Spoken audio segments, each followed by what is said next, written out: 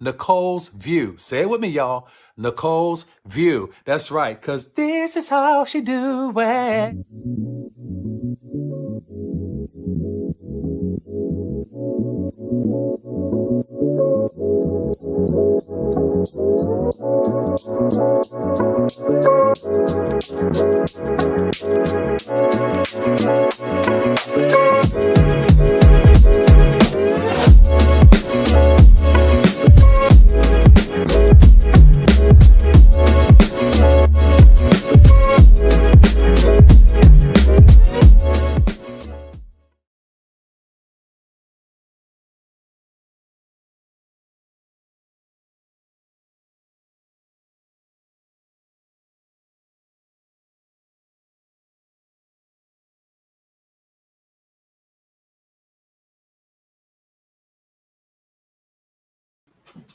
Sorry, guys. I hope you guys can hear me.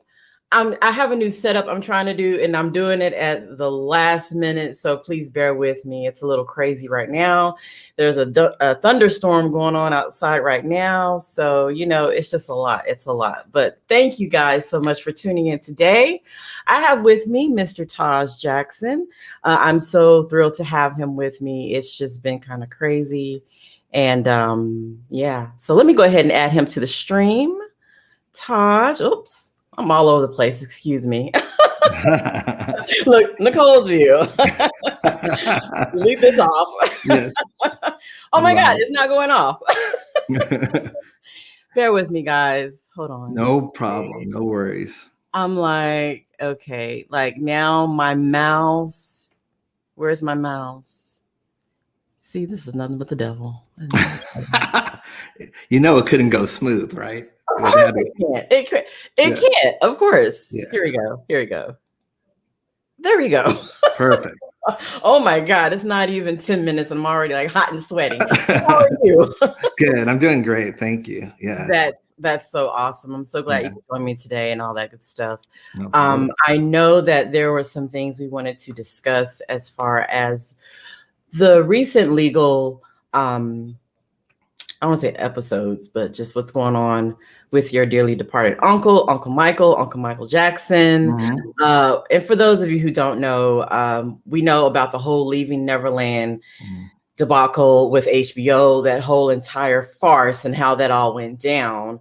And I know that Wade and James tried to sue Michael's companies because they couldn't sue Michael himself, right? Yeah, they couldn't sue Michael themselves. So they made up this whole story about the companies being kind of equivalent of like a Jeffrey Epstein kind of a sex ring kind of thing.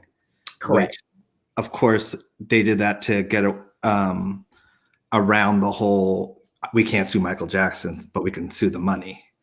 And unfortunately for them, they didn't have any facts or evidence, fortunately for us, but we knew they didn't because it was a ridiculous claim.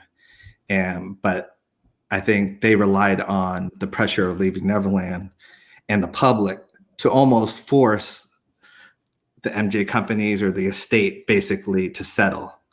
It was a strong arm move, and luckily the estate didn't fall for it. And the estate also had the support of the fans and the family and everyone else backing them as well, which, we didn't want them to settle either. It's like, I think that's what they were hoping for, was a quick payout. A settlement. Yeah. I mean, that's what it's designed for, because they didn't sue for symbolic $1 or whatever. They sued for hundreds of millions of dollars. So right. They're just a bunch of BS, in general. We'll get to that anyway. Right. I don't want to start off angry, but you got to rev me up. You can't help it because it's like you see this and it's so obvious, it's not about the money, but then it is about the money. Oh, it's always been about the money. Right. From day anyone that can look it up knows it's about the money. And so just that be fair about it. Be honest about it. Say, hey, yeah, we are suing about it. No, they're trying to hide to make it sound like they're doing it to help other people. No, they're doing it to help themselves. Correct. And that's what's so mad. Sorry, Nicole, before I forget, because my brain's everywhere. My wife's about to give birth eventually, within a week. So you might, you're going to get some weird words from me sometimes. So just go along, correct me. But no, I think they also tried to drag in other people in terms of Mhm. trying to get them to testify on their behalf. So they were hounding people, basically stalking other people that were around Michael to try and get them into the courtroom. It's like, so they have no consideration for other people. It's all about them. That's awful. That's awful. Sorry And for interrupting you, but no, you're fine. You're fine. It's just we saw how it all kind of developed. What 2 years ago? How this all came about. we're With, leaving Neverland. Yeah. right, with leaving Neverland, with HBO, and we just saw how it just came this. It was basically a campaign. Yes. Yeah. It was a campaign. It kind of came out of left field because, as we've always said, that we were preparing to celebrate your uncle 10 years since he's been gone. So there was this campaign through Wade and James and HBO and the director, and we saw what happened. Yeah. And they were trying their best to cancel Michael Jackson via the grave. Permanently cancel. Yes. Right. Yes. And as we can see, it went nowhere, basically. They tried, but it went nowhere. And then we had you guys come out as his family representatives, nieces, nephews, to come out to say, hey, mainstream media is purposely not telling the full story of this. And then that's how I was able to get you guys, and voila, here we are, like nearly 2 years later into this. And now you're starting to see the domino effect of them not getting anything out of it, which is why I call this from leaving Neverland to leaving empty-handed, because they thought they were going to get something out of it, and they didn't. Yeah, they really did. I think they had everything in motion. It was, the marketing power, the tools. They had Oprah selling it, because they have to get someone from our own race selling us lies, basically. Yes. Otherwise it would have looked like a racial thing, like, oh, here's all these people from HBO, not one black person. So it's like, we'll get Oprah to sell to the black people in that way. And unfortunately, that's exactly what she did, but that's not a surprise to certain people. But that is what happened, because it kind of killed the narrative of like, well, she's great at selling things in general. And it really divided a lot of the black community in terms of people that didn't want to go against Oprah and those that didn't care about going against Oprah. And that's really, a lot of black people that would have spoken up for our family felt their hands were tied because they were still friendly with Oprah and they still loved our family. So that's why there's a lot of, I don't want to say silence, but there's not as much uproar in the black community for our family, because they were kind of like two friends fighting. You don't want to get in the middle of it, basically. Right. And they do that on purpose. That's on purpose. Perfectly calculated. Divide and conquer. Let's see who's going to be pro, who's going to be con. It kind of did that when Kobe Bryant died. We saw how Gayle King came out here in a slick way, tried to, say all these things about Kobe Bryant. And who is she talking to? Was she talking to someone? Leslie.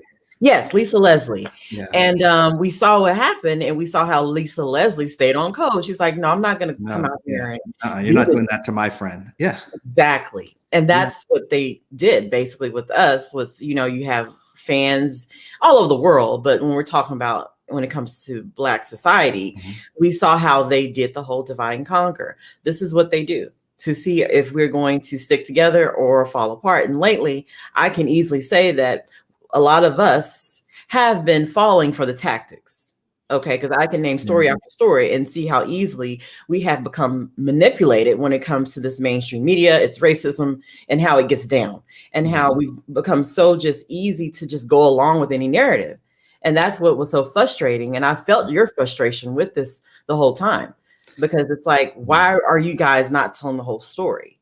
And someone asked me on Twitter, well, how are James and Wade going to be held accountable? But how can they be held accountable when they have a mainstream media and you have this system out here? You have these movements that are able to support them. Yeah.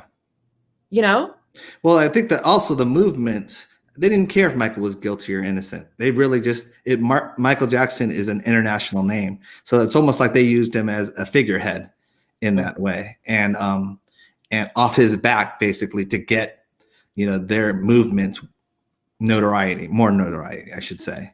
Right. I think a lot of people really did know the truth and knew that it was a bunch of BS, but didn't care. because, Right. you know, when it comes to my family, for some reason, we don't get the same humanization aspect of it. They just, I mean, if you really think of what Wade and James have done to my family in general and the crap that we've had to put up with and live with, you know, this, they wouldn't tolerate it with anyone else, you know, but they do with that. We have to tolerate it in that way. Right. Right. Yeah. Right. Yes. Yeah. And some folks don't want to hear it, but I'm sorry. On Nicole's view, I keep it raw. I keep it real. I've said from day one, this is all systematic. This is racist as hell. We can see this from a mile away. They don't do anyone else like this but us. And that's just what it is. And I need you fans to understand, no matter where you're viewing this from, and shout out to you guys. I couldn't even do the proper introduction. I had people from Switzerland, from UK, everyone. I thank you guys for joining us today. And it's no, I don't know how to put this, but you should not feel slighted, as I should say, because this is a system in this country. When we're talking about America, at least, this is a system, and this is all done on purpose. Well, I think also, Nicole, like, I don't want them to take it personal, because mostly Michael Jackson fans are not that way because of his music and stuff and his message. So I've seen Michael Jackson fans be the most open when it comes to, you know, just understanding racial inequality, because that's what Michael spoke about a lot in his music as well, in that way. So I had a couple of fans at one point that I had to unfollow because they sat there arguing with me on Twitter that Michael never talked about race. Michael, racism didn't exist for Michael Jackson. And I was just, I didn't want to engage too strong, but that's just ridiculous. His whole career was based on breaking boundaries about race in that way. I mean, from the Jackson 5 onwards, and they held him down because of that. Right. And that's not me. That's not my personal opinion. That's actually what happened. I mean, that's truth and facts. Right. I mean, hello, black or white. They don't care about us. Yeah. Scream. I mean, you can pick any song you want to pick, but we cannot pretend that this isn't happening. I wish someone would. Well, he knew it was happening. I mean, he felt that he was a voice for it, in terms of a voice against it in that way. And as an entertainer, you can do two things. You can either just entertain, or can you use your voice to make a difference. And I knew my uncle knew what he was doing. He knew that as soon as he starts talking out and all that, you become a target, and you have a target on your back. But I think he knew that he was there for the greater cause of it. You can tell by the people that he admired, people like Martin Luther King, or I would even say on the other side, Princess Diana, in that way. People that were against the mold of trying to do something better, but kept getting, from the media and from other people, a lot of crap, but kept persevering anyway. So I think that is the most important thing. You jumped off for a second. Oh, I know you're still looking. I'm still here. But I just needed a moment. Yeah. But I mean, I think that's the thing that is so crazy about all of this, is just what we've had to deal with, what I've had to deal with growing up and watching the path of my uncle and the path of him getting slighted for things, him being ridiculed for things, comedians making jokes about, like, vicious jokes, not even fun jokes or funny jokes. He was roasted all the time, and it wasn't like he was in on it. It was something like they roasted him to dehumanize him. And they did this constantly. I mean, it depends on what country you're viewing this from, obviously, but here in America and also in the UK, it was harsh. It was very harsh in that way. I mean, Leno, Kimball, O'Brien, Conan O'Brien, all of them were during the trial. Well, Conan and Leno during the trial were horrible. Oh, wow. I didn't even know O'Brien was that. I knew Leno was vicious, but I didn't even know O'Brien was vicious. But he had the insulting dog, or whatever that thing is, or whatever. Running around in Santa Maria or whatever, making fun of the fans and I mean, stuff like that. And it's just disappointing, because someone that it's always, when I see a comedian, I always have to hold my breath of, like, what are they going to say? As soon as I hear my uncle's name, it's like it's not, it's like a 50-50 coin toss. And it's just like, Mm-hmm.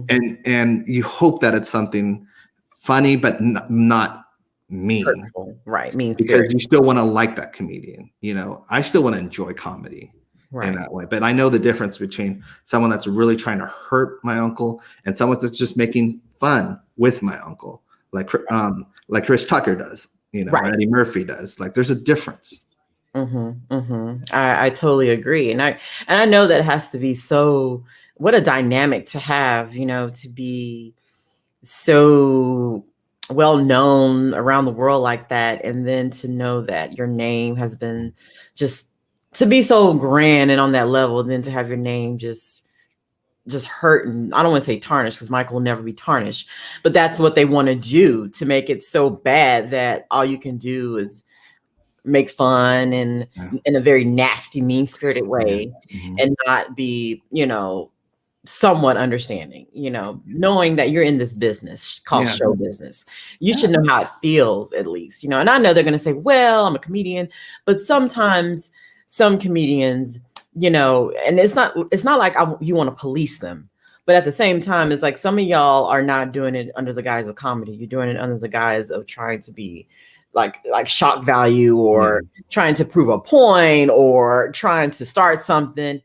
Animal birds. Anyway, but you guys know what I mean. Yeah. You guys know what I mean. So Yeah, there you can tell the difference between a skit and a vendetta, basically. Yeah. Like, almost like, every time I get on the stage, I'm gonna include this person's name and a joke about that person and a mean joke about that person.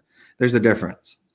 Correct. Absolutely. Yeah. Absolutely. Someone mentioned on your comments, basically, about Jay Leno, in terms of they thought that he had testified for Michael.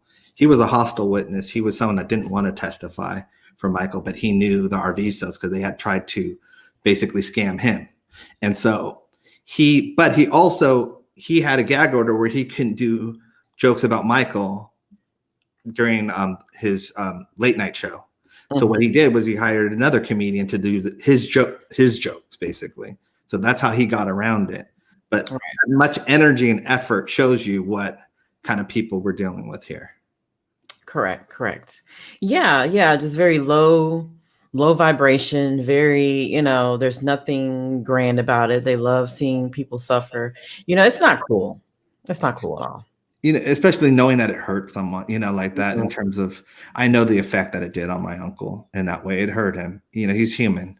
Right. And like, maybe to them, he just looked like something he was just there, like, in terms of, he was so high up there that they just didn't think it was going to affect him, but he was human just like the rest of us.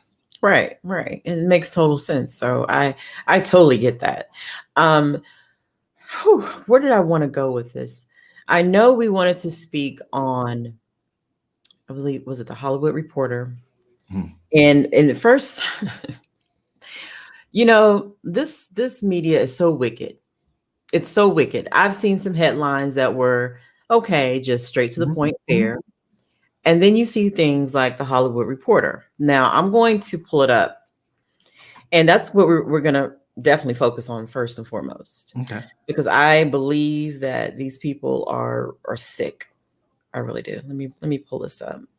Mouse, don't fail me now. My mouse, since we're trying to hook it up, I'm still working on my setup. So I have my back there. I'm like, oh, I'm gonna do it today. Never mind. But next time you come, we're gonna be working and in order. So no worries. You got us into StreamYard. So that's that, you know, so we have nothing but thanks for you. That's awesome. That's so awesome. Let me see. So I wanted to share this, the Hollywood Reporter. And hopefully you guys can see this okay. I'm going to try to let me X out of that. I'm going to try to widen it some so you guys can see. When we talk about propaganda, when we talk about agendas, this is what we're talking about right here. Yes. This is what we're talking about. Okay, I think this is as big as it might get. Okay. So you have here the Hollywood Reporter, and their headline, literally, this is what it is. Let me come up. Michael Jackson, come on, computer. Michael Jackson estate gets judged to toss Wade Robson's abuse suit. Mhm. This is disingenuous. Mhm. This is a lie, Mhm. but this is how they get down. Mhm. And I tell people who are on my channel, I tell you guys every single day, look for Agendas by Ashley Cullins. Ashley Cullins is lying right here. Ashley Cullins should be ashamed of herself. Okay? The estate didn't get judged to toss the case. Their attorneys did. Mhm. Michael Jackson, when I think of Michael Jackson's estate, I think of, what's his name? John Branca. John Branca. Yeah. That's who I think of. John Branca, as far as I know, is not like, is he arguing this case? Was No. he arguing this? Okay, thank you. Yeah. Now, I mean, those kind of headlines. There's another one that says, the Michael Jackson estate convinces. There's a bunch of words, and you have to know the wording. You have to, because the words that if you just read it straight out, you might not get it. But then once you see the words and how they manipulate the words to send a message of which side, kind of prejudice it. Yes.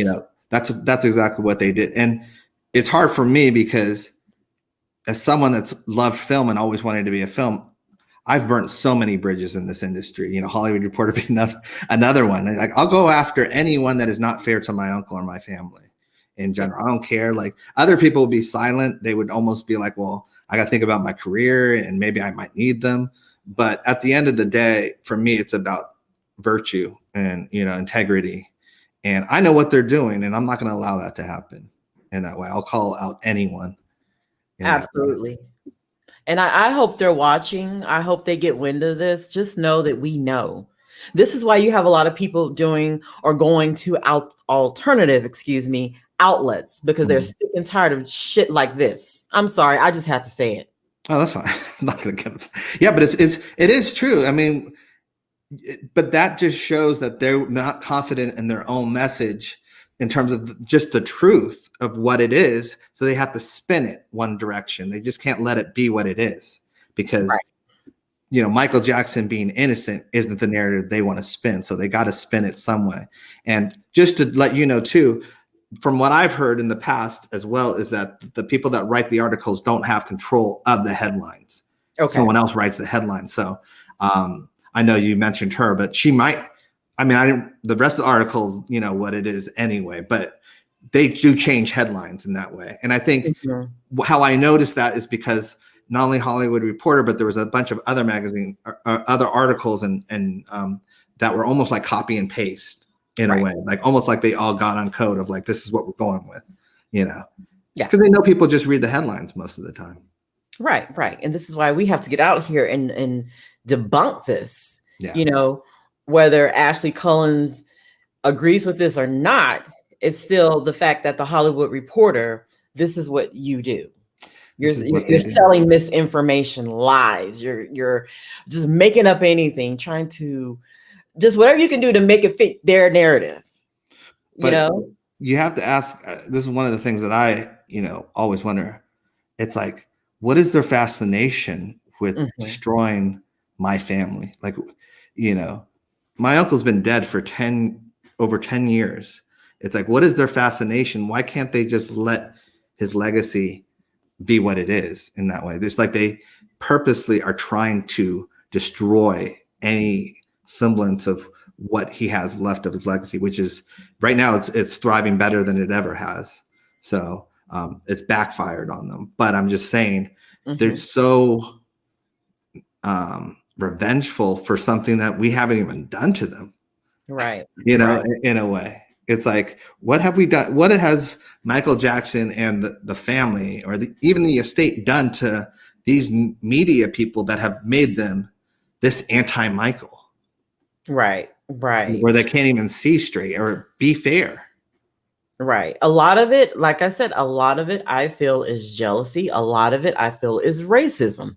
A lot of it is. Lot of it is. And when Michael won that case in 2005, they were determined to say, no, we say he's a molester, and that's what it's gonna be. And that's final. And that's doesn't matter what the court thinks. Yeah, I mean, exactly. I mean, they were painting that picture during the whole trial. They were, misrepresenting the news and what was going on in the trial in terms of, I mean, it was very shameful, but it's not surprising to me, unfortunately, in Right. that way. I lost a lot of faith in the news, probably even before 2005. It was, I've had lost from 94 on, when Current Affair and Hard Copy became so relevant in that way. It was just like, it became very tabloidy. And so I'm just very upset, but at the same time, not surprised. Right. It's just very frustrating. And you just hope that people become more hip to the bull, because it's very obvious. When I saw this, I'm like, they are just so disgusting. I mean, you can't get any lower than this. Yeah, and I people don't want to say it's about race and stuff, but at the same time, it's like there's a pattern when it comes to our heroes where they try and vilify them, and it's like, no matter what their legacy is, and they did it, with Malcolm X, they did it with Martin Luther King, they did it with Ali, and it's like, then 20, 30 years later, it's like they're celebrated. Well, I don't want to wait 20 to 30 years to celebrate my uncle. It's like, he should be celebrated now in that way. And it's just so frustrating to me. Right. It really is. And I feel your frustration. I'm not even in your family, but I feel it, because it's very obvious to see what they're doing. Well, sorry, Nicole. I think it's frustrating. It's more frustrating to me because if they want to go after pedophiles, there's plenty of them in Hollywood to go after. Yes. It's not like they have to go digging for them. There are plenty of them to make an example of, but they're going to take my uncle who's innocent and try to make him the poster child of it.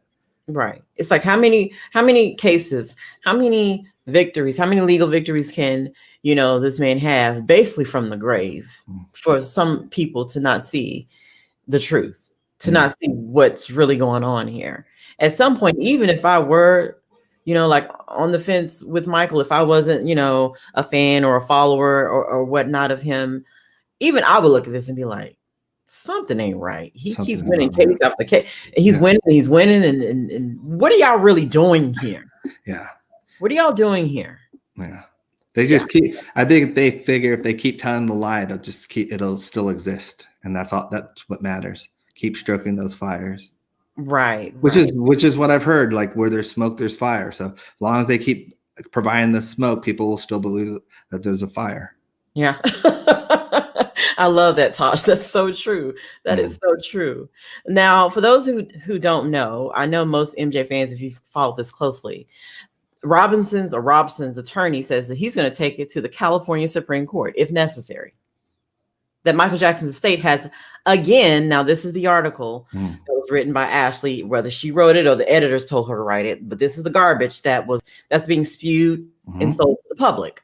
Michael Jackson's estate has again convinced an LA judge, which is a lie, that the late performer's businesses can't be sued by Wade Robson over alleged childhood sexual abuse. But the long-running fight might not be over, as the choreographer's lawyer has already said they'll appeal the decision. Robson, sued in 2013, claiming Jackson sexually abused him for nearly a decade. And his companies, MJJ Productions and MJJ Ventures, facilitated the conduct. The estate, which controls the entities, argued it's entitled to summary judgment because the companies owed Robson no legal duty and has no ability to control Jackson's behavior. Now, Taj, I didn't even know there was MJJ Ventures. I didn't even know that was a thing. Yeah. There's MJJ.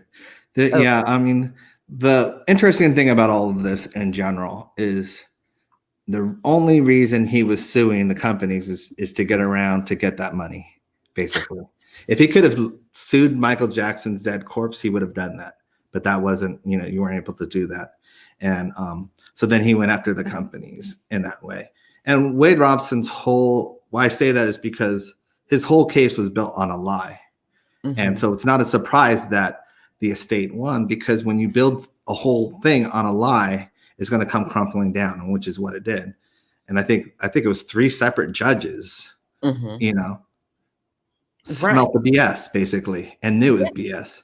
Because if you really think about it, one of those judges, or maybe all of them, would have erred if they would have thought that there was something at least there.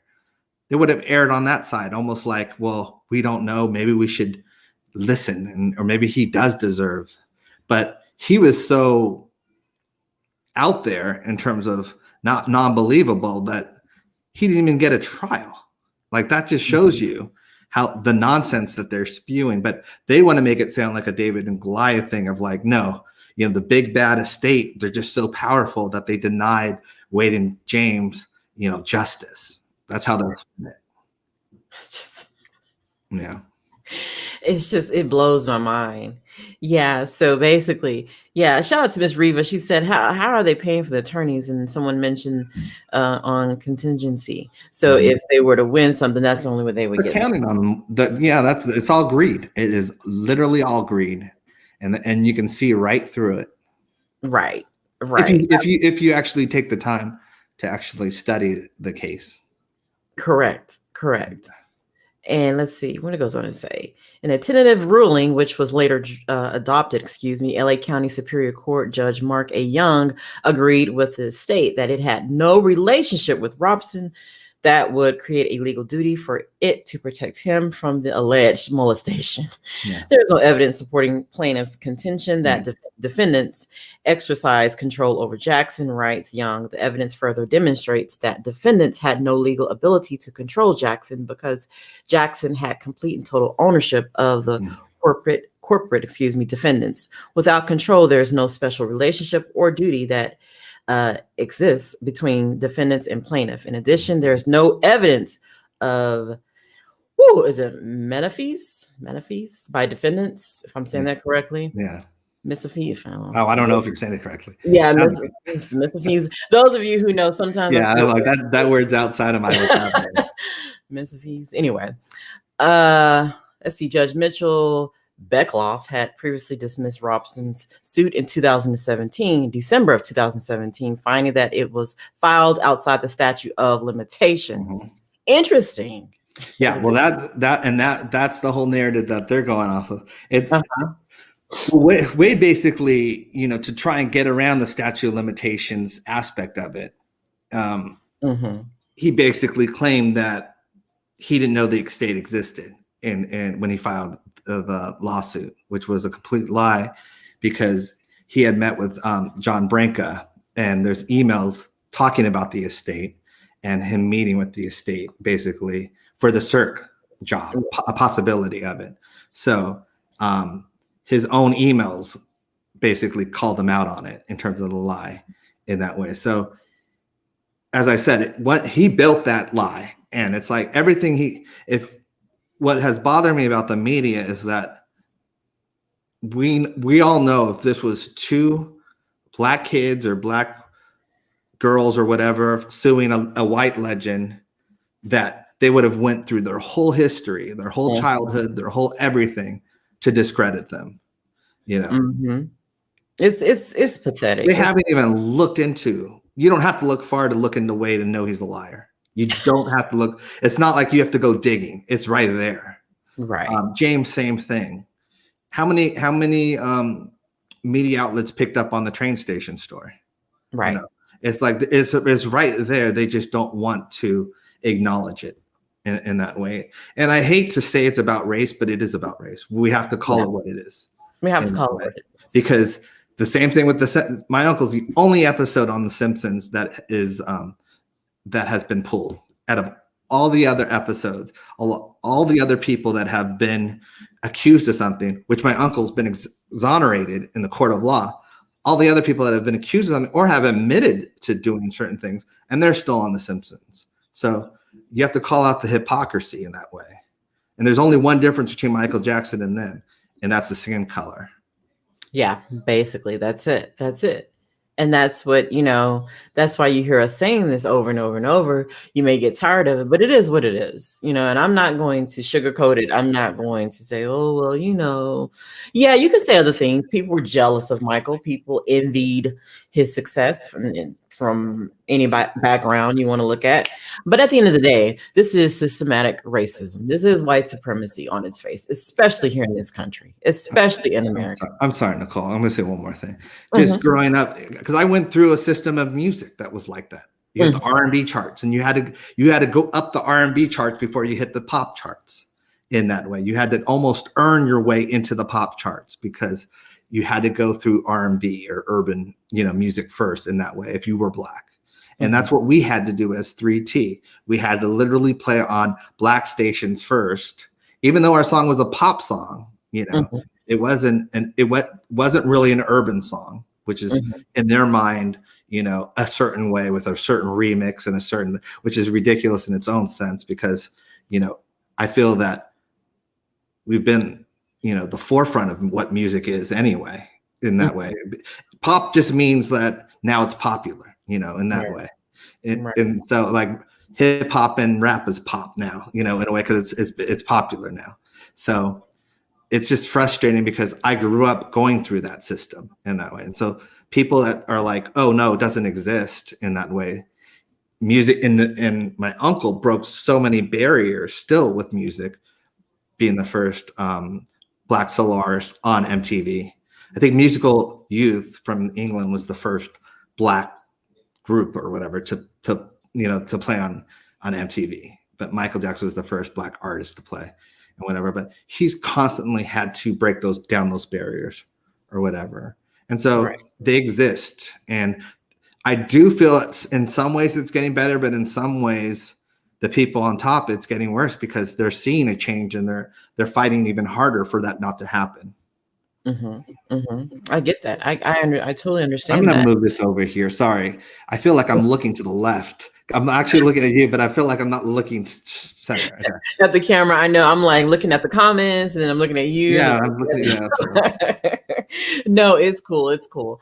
Yeah, I'm just really, it's frustrating, but at the same time, I'm just keeping faith and hope that, that the fans will stay vigilant about this, about his legacy, and I know they will. I don't even have to tell them that, but this makes all the difference in the world. And I saw your tweet and I loved it because it showed that, no matter what they said, I know a lot of us in 2019 with this whole Leaving Neverland BS was going to come out.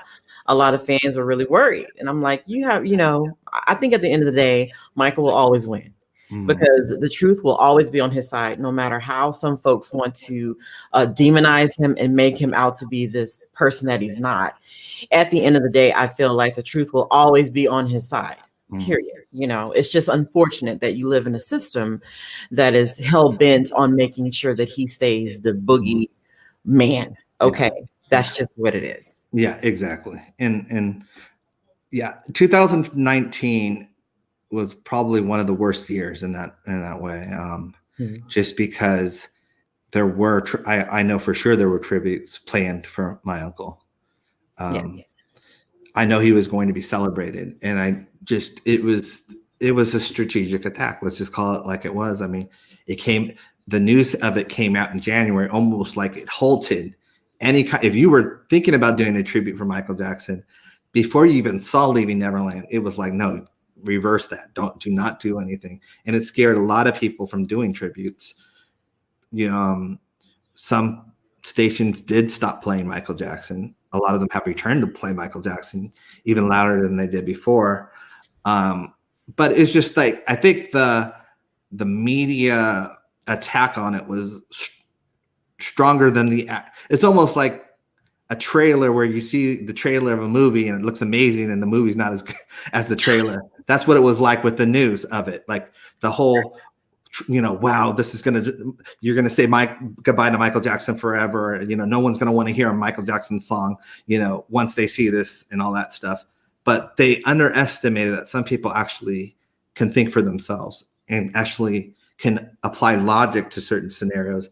And a lot of people question things. They just don't accept what the media wants to tell them about in that way. And they'll at least say, hold up, let me do my own homework, my own research. And I think they underestimated how many people those people were in general. Right. And they underestimated, to be even more fair, the power of Michael Jackson fans in general, that, you know, who are incredible and amazing. They literally held him up basically while they were taking bullets as well, from friends, family, from the media calling them all kinds of names and making jokes about them, and they still held strong. And look where we are now. And we still have, you know, some place to go in that way. But it's like, I mean, I'm so looking forward to the future.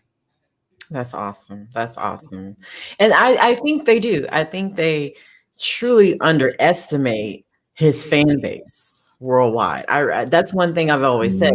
That's one thing that has kept him afloat. And I know Michael has said this a lot of times. Oh, yes. For my fans, you know, I just don't know where I would be. Yeah. Having that strong fan base, man, it makes all the difference in the world. It really does. It really does. Because you are pushing the agenda. Yeah.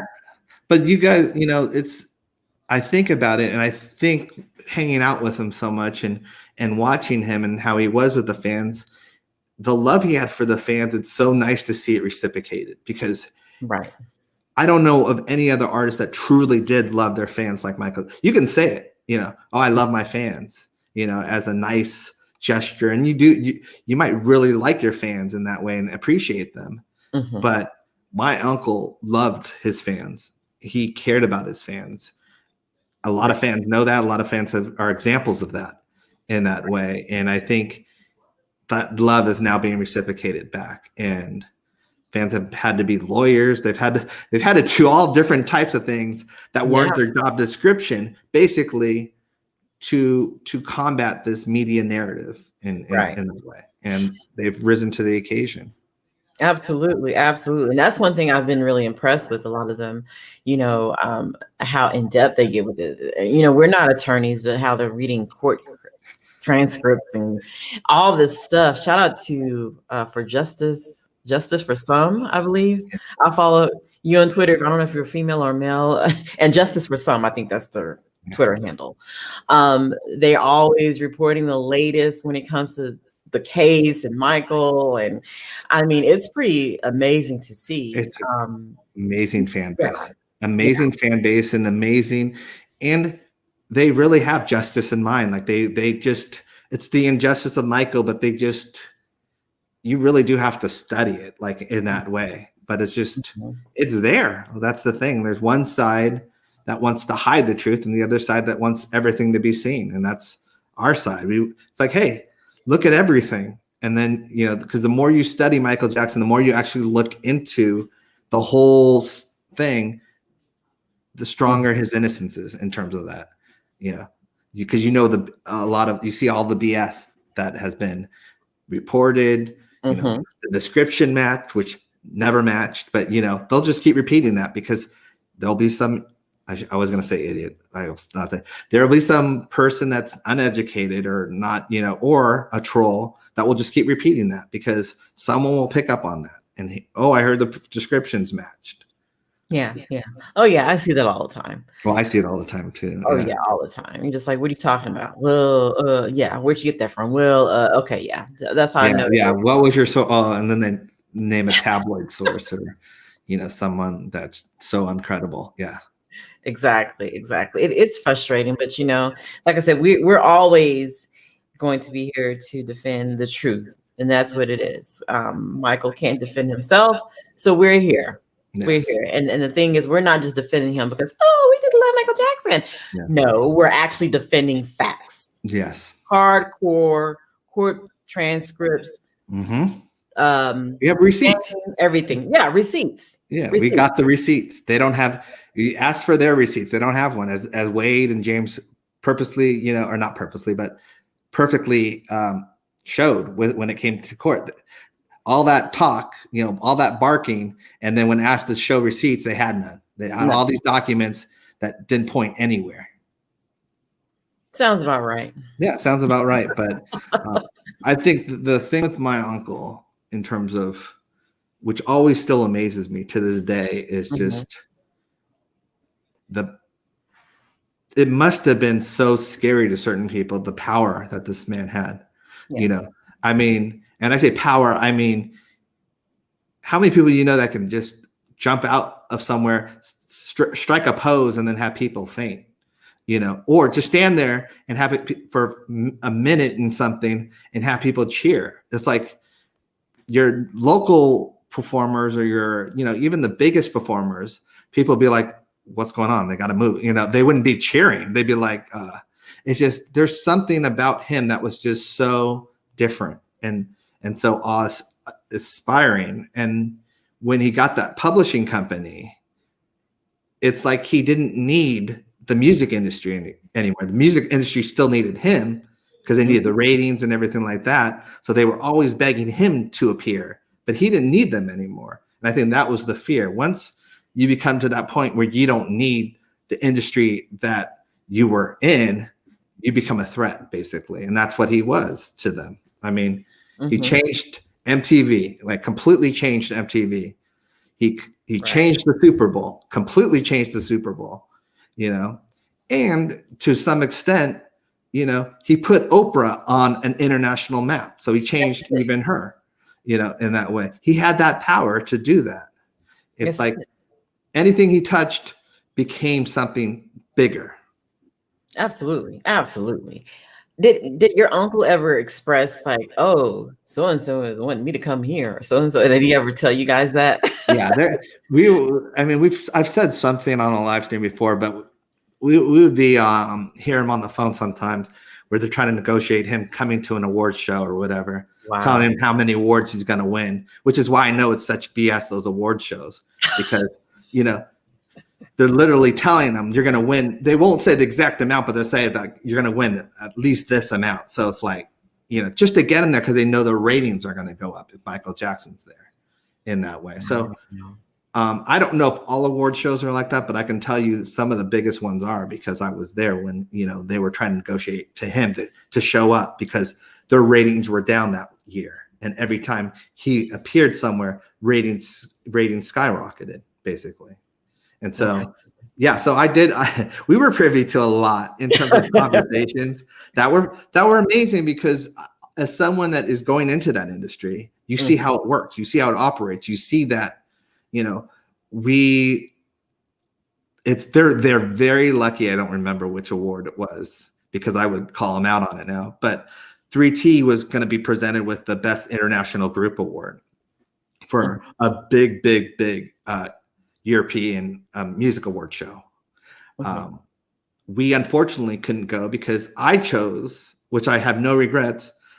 I had promised my best friend that I'd go to his graduation, and it happened to be in that time period and I stuck to my guns and I went to my best friend's graduation. Well, another group got that award and it helped skyrocket them and legitimize them. Instead of giving it to us and saying they can't be here, they gave it to another group.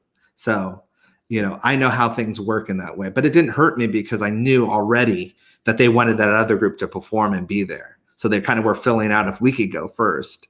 And then once we said we couldn't, they gave it to someone else. So. Wow. Just, So it's not always about the talent or about the song, I should say. It's about who they can push. And, it wasn't genuine. That's what you're saying. You don't think it was genuine.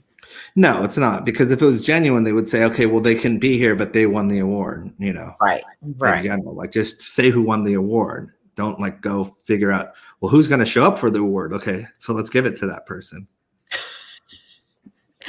It's wild, but I can believe it. This is so wild to me. It's ratings. It's all about ratings in that way, and it's always has been. So they want people to show up that can bring in the ratings.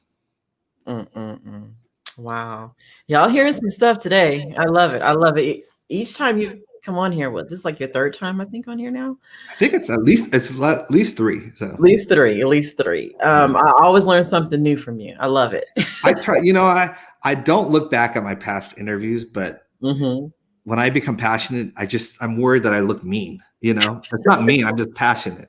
But I try and smile, but it's not that. I'm focused in that way. Absolutely. And I'm like, you're like, no, you like a little like a teddy bear. I don't know if you want to hear that, but no, I love teddy bears. So but it's just, there's a lot of injustice in the industry that my uncle helped elevate. And that's the thing. And then for them, not to appreciate it, or almost like they used him and then said, we don't need you anymore. So here you go. We're going to throw you out and your name too in that way.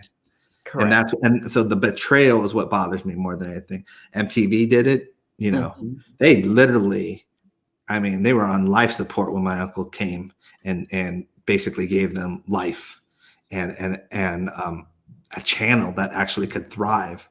And then when they did that dirty, claiming that it was a birthday cake as opposed to him winning, it was some huge award. I don't know, it was the Legacy Award.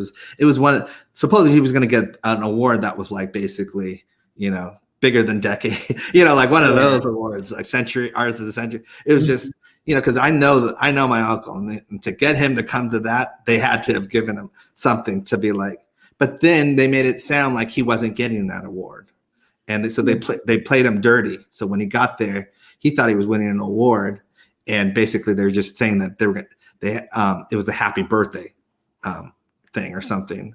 Oh, the MTV, yeah. You know what I'm talking about. Yeah, the fans know what I'm talking about, but it's just like they play him dirty because they want him to look like he's incompetent, like he made a mistake. But some fans pointed out that on the website it did have the award actually, in that way. So fans are on it, and I love them for it. They're on it. They do not, they do their research, and none of this would have happened in terms of leaving the reverse. I shouldn't say the reversal.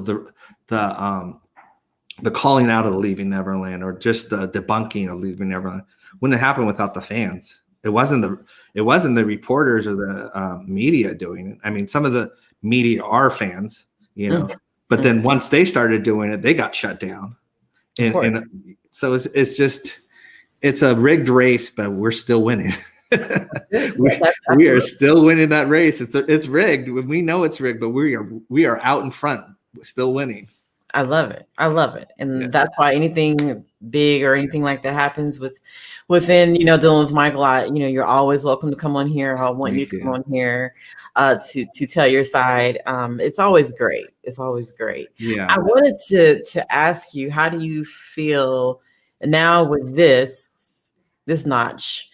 And I say notch under my belt. Yeah, the circumstances. Right. How can I put this? We saw how the media, how they did. And we know, I spoke to you about this over the phone. We know had Wade won that lawsuit, the media, that would have been their way to say, see, he is guilty. And I've said this on Twitter. I've said this. If the roles were reversed and Wade had won, the media would have went with the narrative. Robson proves he was sexually abused. It would have been some insane crap, okay? It would have been something like, what? No, he didn't. We've been sitting up here like, what? Are you kidding me? What were these judges thinking? You know what I'm saying? But now that it's not that, and then next is what? HBO. That's next on the agenda. And I don't know if you saw DJ Vlad. He interviewed Tom Mesereau, the great attorney Tom Mesereau. You have to be a part of his membership in order to see it. And I think the general public won't see it for another few weeks, but I saw some clips of it. Anyway, and Mr. Mesereau said that looks promising, the HBO lawsuit. How do you feel about that? Do you think that's going to be maybe in y'all's favor? It's one of I do. To be short, and that way. Now I'm going to go to the long thing because I don't want to pause too long because then people go, he had doubts. No, I definitely do. The thing the media is trying to spin right now is that about the arbitration. The state wants it to be public. They want it all out. Like, hey, let's show everything. HBO has been trying to hide things in that way because their fear is almost like, we can't expose stuff because if we expose it, it's going to show the biasness in that way. And so I'm hoping that it's public. If it's not public, I'm hoping, because if it's not public, the fear that I have is that, and if it's a private arbitration, the media gets to make up the narrative. Right. They get to tell what it is. Even if the state is winning every day they're gonna find that one thing and report about that and that aspect of it. I mean, that's what they did for the whole 2005 trial. So, Right. and they're not disciplined enough to tell the truth when it comes to Michael Jackson. So that's my only fear, is I feel that that's what's going to happen, is that if it's not a public arbitration, they're going to be able to control the narrative. But that fear is not as strong as it was before, because literally I've just seen with us, we are the media, we are the narrative, you know, the whole fan base, the whole public, the people that love Michael Jackson, we are the narrative now. You know, we get to control it, as opposed to people relying on the media in that way. And I saw that with us trending, you know, 2 days in a row. We got to control that narrative, which was Michael Jackson's innocent, Michael Jackson was framed. And I loved it, because it's both of those are true in that way. But we didn't rely on the media telling us it. We already knew it, but we were saying, no, we're going to say that on these days. And that wasn't me that did that. You know, I'm not taking credit for that. That was fans that started that and made that happen. And it was just amazing.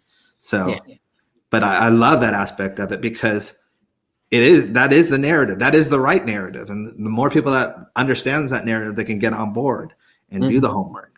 But the media wasn't ready for that narrative. They tried a lot of spin control. Even Newsweek had a fact checker kind of article on false, and Michael Jackson was never absolved. And all. I'm like, you went a long way. I'm like, you fact checked that, but you didn't fact check Leaving Neverland. It's like, these people your fact checking is working on some things. It's selective fact checking, or you didn't fact check this train station. So it's just like I see the big machine working. That's the thing. Right. Like before, I knew it was there, but I couldn't see all the cylinders working. But they've done it so many times now. I know exactly which publications are going to do what. I mean, Billboard is definitely under their thumb in that way. I mean, they just spew whatever. I don't even know if the interview that I did with Billboard ever came out. I did one with Billboard in 2000. Yeah. I think I spoke like two hours worth of talking, and I don't even remember if it ever came out. If it did, it got buried somewhere. So Brandy did as well. My cousin Brandy did as well. So, we don't know where that article is. It's so demonic, because you would think at this point, just give it up. I mean, the man ain't even here anymore. Like, just give it up. You're getting nothing out of this. This is so stupid. Take the L and let it go. It's to make an example of Michael Jackson. Right. It's almost to the point where, I mean, we've seen this with just in general, when people can't let something go. It's just because they have to be right. They have to make an example of Michael Jackson. We can't have people aspiring to be Michael Jackson Michael Jackson inspired hope. He inspired change in the world. Mm-hmm. He really did. He put his message in front of himself. And I think that was something that all fans love about him in that way. But heaven forbid you start, putting this guy on your walls and stuff like that, then it becomes scary in that way. And that's what people did when it came to his music. But other people look at that and it's like, oh, you're worshiping. That's what the fans get called all the time. Oh, you just worship Michael Jackson and this and that. And it's not about that. It's about his message and his music in that way. We know he's human. In that way, it's just frustrating because they always try and downplay the fans. I hate that aspect. I don't care if they try and downplay me. It's the fans that bother me it bothers me when they try and downplay the fans and, make it sound like they're just fanatics that are non-educated. Brainless fanatics. You guys just And I mean, come on, come up with a new one. Like, really? Yeah. It's just like yeah. Well, it's like you could put a fan and a journalist in the same room and let them debate, and the fan will have that person's lunch every single time when it comes to Michael Jackson. Absolutely. These people are, demonic at nature, so nothing surprises me. Yeah, and I know some people have reservations about. I'm not a I ain't gonna say too much, but I'll leave that up to Taj. We'll talk about that behind the scenes. A certain individual, I have my reservations, but about him. But anywho, I want to go ahead and see if you would like to take questions from the audience. Yeah, always. Yeah. Yeah, let's do it. All right. Well, guys, have your questions ready. I did see one that I wanted to show first. Let's see. Where is he? He was here. Yes, Anna. Yes. Yes. We can deal with it. We know. It's this great feeling knowing that you're on the right side and know the truth. Mm-hmm. It's like they can throw whatever they want at us, and we know that we have the truth behind us. Absolutely. Absolutely. Let's see. Oh man, I guess I missed it. Oh, I'm sorry for those of you who had questions. I'm gonna start. That's fine. I mean, I'm here, so yeah. Okay. Don't feel like I'm gonna check my notes too to see if I fact checking yourself. No, not fact check. Just seeing if I had my little, because I get go on tangents. So I just want to make sure that there's certain things that I wanted to bring up to you as well. Right. No problem. It says here, Dreamfaller 63. Taj, did MJ ever say anything about David Geffen? Oprah watched Leaving Neverland on his yacht, and his name always kind of pops up when we research your uncle's life. He never. I know. I'm very aware that Oprah watched Leaving Neverland on her birthday on his yacht. My uncle never said anything to me about David Geffen. If he did, then I would have said something of what, but I find that very suspicious that Oprah is watching Leaving Neverland on her birthday. That's not a birthday movie to watch in general. When I did my video about that, and shout out to those of you who made that one of my most popular originally made videos. I think they got like over 225,000 views. It was crazy, but it got a lot of views. I'm like, well, thank you. Went semi-viral. But that's one of the things I said. I'm like, what the hell? Who does this on their birthday? Who watches some film about some made-up fantasy, sick, twisted molestation? To me, that was already enough. That's not a day. So to me, I don't want to say too much, but it's something just stunk in that way, in that. Sick. And it was publicized. It was in the media. So it wasn't something that we had scouts or drones seeing that she was on the yacht watching Leaving Neverland. They publicized that. Oh, almost Oprah. like they're proud of that. Yeah, Oprah and her buddies watching Leaving Neverland. Like, who does that? Who does that? Like, these people are sick. Anyway, next question. Let's see. Miss Dana, hey, I know this lady. She's in California as well. Yeah. How do you think the perspectives have changed about Leaving Neverland the last 2 years? I think, first of all, that the distance in terms of the 2 years has helped in that way, because a lot of people still haven't even seen it. They just heard about it, and they've heard, from people, the media, the Twitter and all that stuff. They've heard the noise, right? But the noise has died down, and now the noise is about. I'm trying not to. I have to sneeze. Hold on. I had to sneeze in that was a random. But I think the noise has died down to the point where now it's just the noise is about us and justice. Yeah. And we're winning and this and that. And so people do catch it, even though if they're not following it, they do catch it. I've seen a lot of people tag me, a lot of people email me, message me, congratulate me that weren't around a year ago in that way. And they're not my friends or whatever. I'm just saying, I shouldn't say strangers, but they're people that I don't know in that way.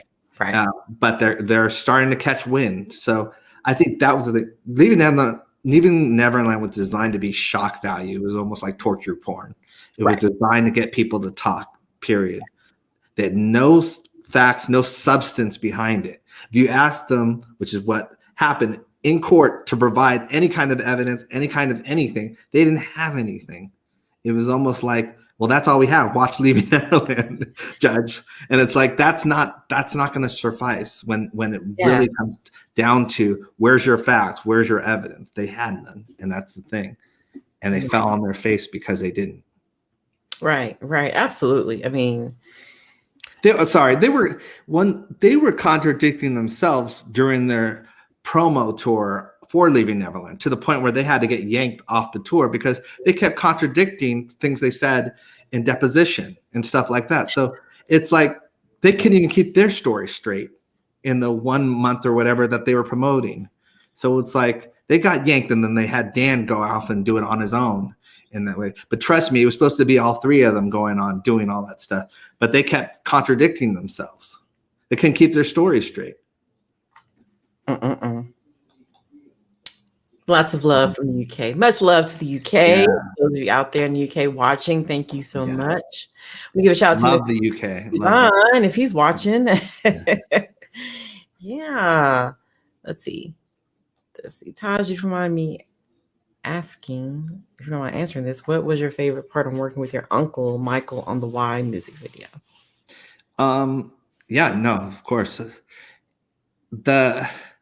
It's weird because I'm always non-serious usually, but something about that music video, because it was Michael Jackson, because it was almost like, until I saw him there, I was like scared he wasn't going to show up. He was on call sheet and everything, but it's just like, there's no way he's going to be in our music video. There's no way we're going to do a video with Michael, because the song, he had already recorded his vocals.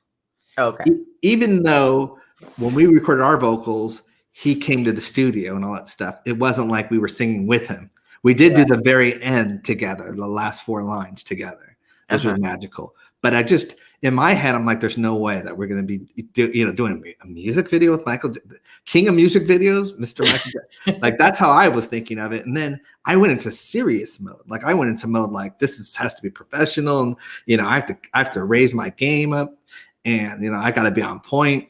And he came in joking, like he came in like just having a lot of fun, and you can see it in the video. He's like joking around, he's making faces in the behind the scenes. Even more, he's really being goofy, and I'm trying to get into that because I'm like serious, but then I kind of do let go of that, and I do get into that because I'm like, I just still didn't see what he was doing, but what he was doing, he was capturing really what we were like together, as opposed to me trying to project a professionalism of, this is 3T. He was like, no, I want people to capture who we are together. And we are like that. We just joke around, we laugh.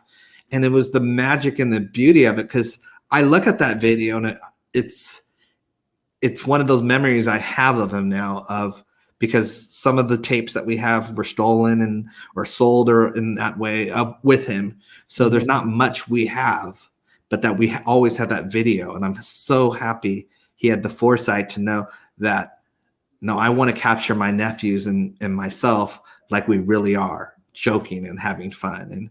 And so, because the song doesn't call for that. The song is it's very serious song. So I'm thinking, very narrative and all that stuff. We have, we have a narrative going on and all that stuff. And he's like, but that's what the favorite part was, just when we actually showed how we are with our uncle and the fun. Right. It's a great video. I've been telling my audience, I've been putting together this crazy 90s music playlist. and I added of course I added anything. And I was on Facebook. I did not know this. I had to tell you this. I did not know y'all did a video for 24/7. I was like, oh yeah. It only came out in Europe at first. Yeah, we did a video for 24/7. And so that was at the Union Station, basically. Right. That was interesting too. Yeah, I mean, it's funny because every video there's like a war story, like kind of sad story to it in terms of what we thought it was going to be and then what it actually turned out to be. So I have that smile, but then I have that like regret of like, it was supposed to be this, but it turned out to be this. But I did like that video as well. Yeah. But, yeah, y'all had to check that out. I was like, oh, I did not know they did a video to this. I always like that song too. So I just had to tell you that. Yeah, no, thank you. Oh, you're welcome. Now, come on. Don't feel me now, Mouse. Next question. How are Prince Paris and BG? They're doing good. They're doing good. I always think about them when things like the win happens or this or that. Just because it's their legacy, at the end of the day with in that way, and it always affects them. That like people forget that Michael Jackson had children, or people forget Michael Jackson has a family. They just target Michael Jackson in that way. But they live with that in that way. And my thing is they should always be proud because Michael Jackson was an amazing person. But you listen to all the noise and all the media, and they almost try and make you seem ashamed in that way. They've never said that and they've never felt that way, but that's what they always try to project to the public in that way. But they're doing well. I physically saw Prince yesterday, so I know he's doing well. I'm always the person that will tell you if like I didn't see someone, I don't, I'll have to check in on them or whatever. But I saw Prince yesterday. He's doing great in that way. And BJ, I talked to recently because we have film in common together in that way. So we were checking out to see which movies were worth seeing and stuff like that. But he's due for another phone call. And then Paris obviously is doing her own thing. She's incredible with her music and stuff like that. I got the 411 on her through Prince in that way. So that's awesome. I'm glad to hear they're doing well and living life. I'm very proud of them. I really am because, that just growing up in that limelight in a way where you're still trying to be your own person, but there's people that think you should be one way. Then there's other people that think you should be another way. Then there's people that are just your friends because of your legacy. And there's people that just are your friends because they want something from you. Right. So it's a tough place to be. I mean, I was just his nephew and I felt that in that. So I can imagine what being one of his children, that would feel like. All right. Someone's asking, are you still working on a documentary? I know you still are. So I haven't stopped working on the documentary. I don't call it a documentary. I call it a series because it's, the document, it's me that has the bad name of the documentary aspect. Leaving Neverland really killed that documentary name for me. Like really, and I don't want it to be a direct comparison to Leaving Neverland because Leaving Neverland is such a lie when it comes to the truth. So I feel like if that's put on the same shelf as Leaving Neverland, it's like it's. I was going to use a word that I can't even think of. Legitimize. Yeah, exactly. You sensed it. Yeah. So I'm calling it a series because it is multi-part in that way, and I think this win in court and everything else that has led up to that shows how important it is to go back and clear all this crap up, because we've done the homework, but some people are just lazy. Some people don't want to go on YouTube or go on Google and search and all that stuff and find their way. So you almost have to put it to them in a way that they can just watch it, vegetate, and get the information that way. And so that's what I'm excited about, what the series is going to do. People were worried. They're like, oh, he's not going to talk about, the rumors and all that stuff. No, you have to address all that, otherwise. But at the same time, it's not twofold, it's threefold. I want to celebrate my uncle at the same time. Right. Because I mean, this guy did things that no one else has done in that way. He at one point was the most famous person in the world. I think people need to know that because people will try and always downplay him. And so I want to celebrate him. I want to clear him. And at the same time, I want to humanize him because that's another thing. It's almost like he was so larger than life that people didn't even understand that he suffered pain. He suffered humiliation at times. He suffered hardship and hurt. And that's human and that's okay. But that is what made him so strong to me in that way, was because he kept going. I don't know if I could have survived the 2005 trial like he did. I mean, that in itself, you take the thing that gives you inspiration and you turn it against its head to the point where that people use that as your kryptonite. It's a hard thing to deal with. And so I so admire him. And I think that's what I want to get across on this. he was not just Michael Jackson, the music artist. He was Michael Jackson, the man, and he was amazing. And so when people see that series and people are asking when's it, unfortunately, I don't control the pandemic. That's the one thing, in that way. And I know people are dealing with it from different countries in different ways. California has slightly laxed its production stuff, but it's still not where it needs to be in that way. So you have to pay, I think, double or triple of what insurance used to cost. You have to have someone on set taking temperatures and tests every day. So there's a lot to do if we were starting to film right now, which right now we can't do that. So I'm trying to do all the stuff that I can do while this is happening, while the pandemic or while this stuff is happening, to keep it moving forward so that we're not losing time. We're just doing more stuff in the back end than we would have done, in that way. So because I want this to come out. I'm anxious for this to come out just like you guys are, like literally, because I know that this is going to be a tide changer.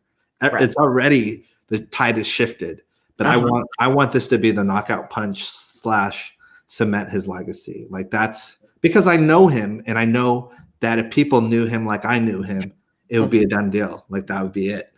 Right. It would be, all this nonsense would go away. Yeah, it's crazy. It's absolutely crazy. There's another one. It's a good question. I don't know if you know this. Come on. Let's see, my mouse is acting all silly. Did Jackson attempt to sue Eminem and Scary Movie producers? Should he have? I don't know that answer. I know the Scary Movie thing bothered him a lot in that way. I saw that recently, that clip. It was on, YouTube recommendations, and I clicked on it just because I wanted that anger and that fuel that day, just to remind myself how they did him wrong.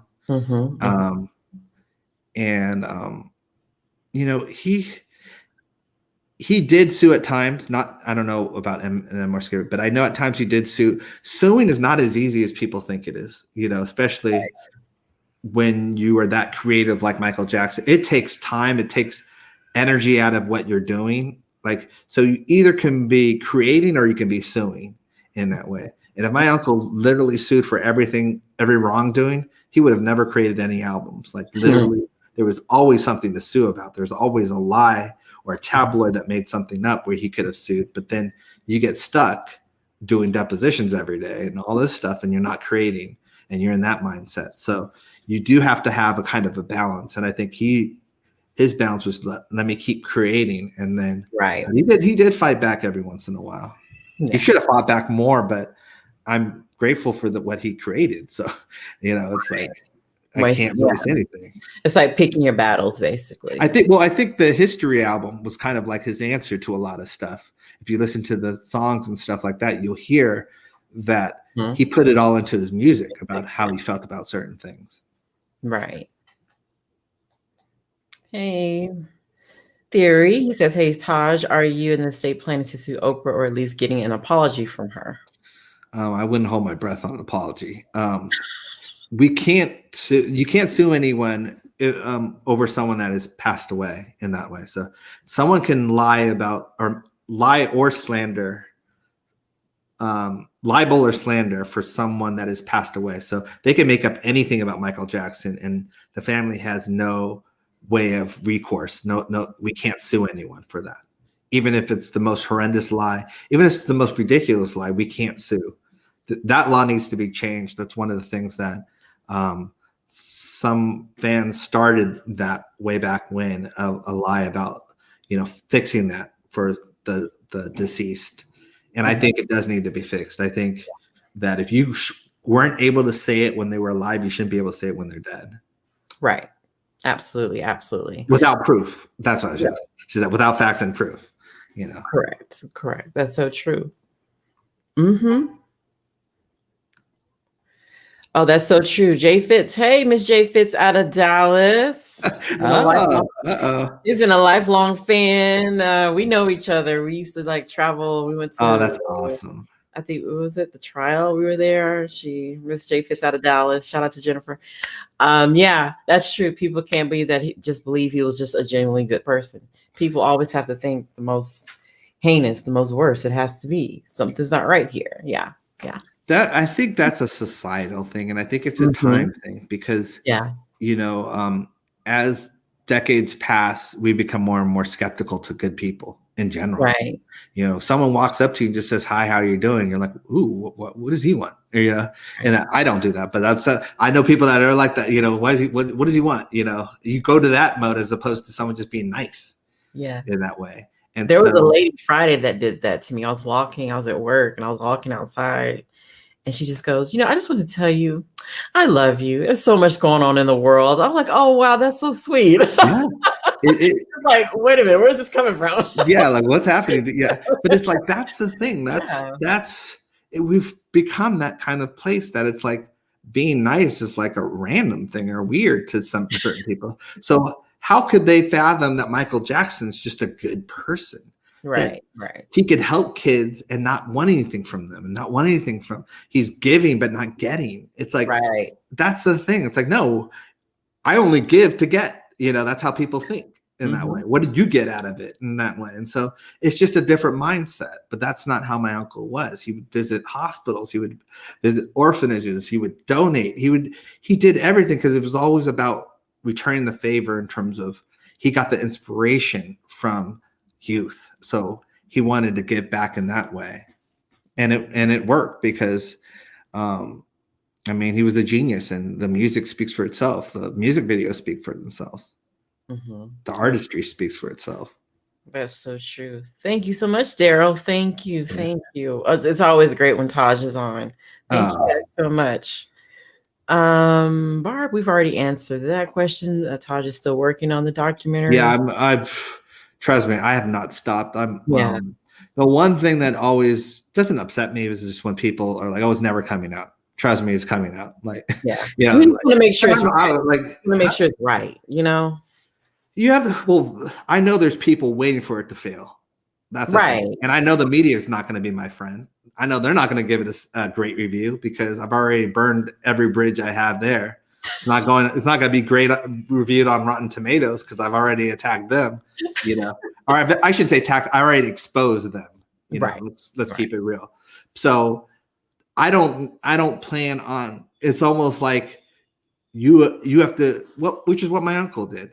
It was so great that they couldn't deny it. Didn't matter, Mm-hmm. He didn't rely on reviews. He didn't rely on, awards verifying who he was. He went beyond those awards and almost like that. And that's how this series has to be. It has to be to the point where it's so well done that it's just like, you have to see it, Yeah. Fan or no fan, haters won't see it, but fan or no fan, you have to admire it and you have to see it. And you have to admire how incredible Michael Jackson was. Right.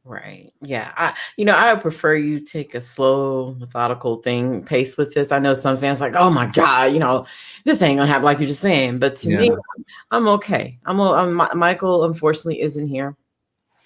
So I would want it to be done right. Yeah. Put together well.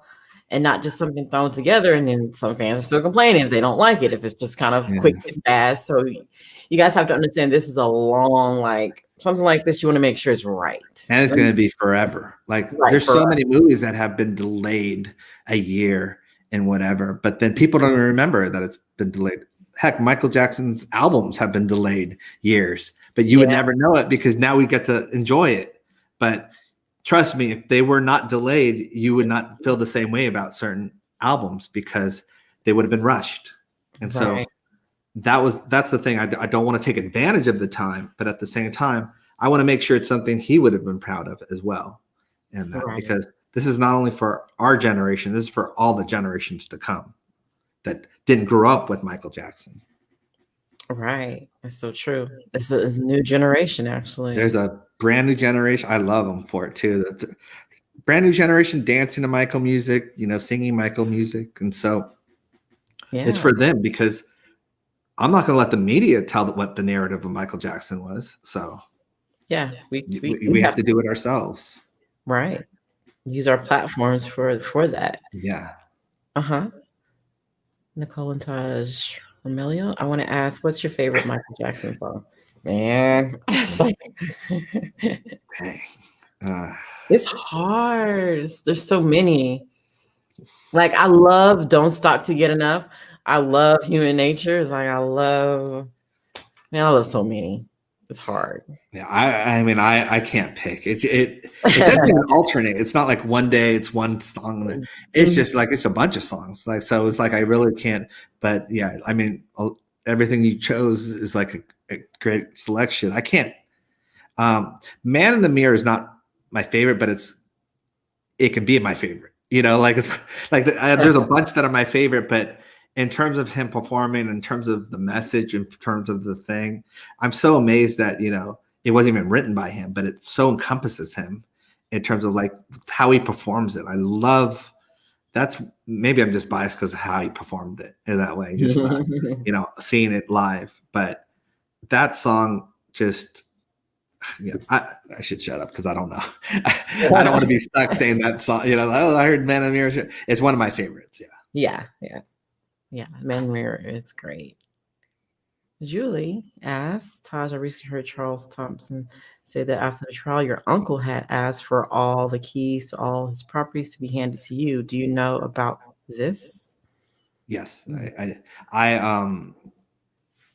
don't know how much I should say, but I do know, like before he passed, he did ask, he wanted all his, I don't know.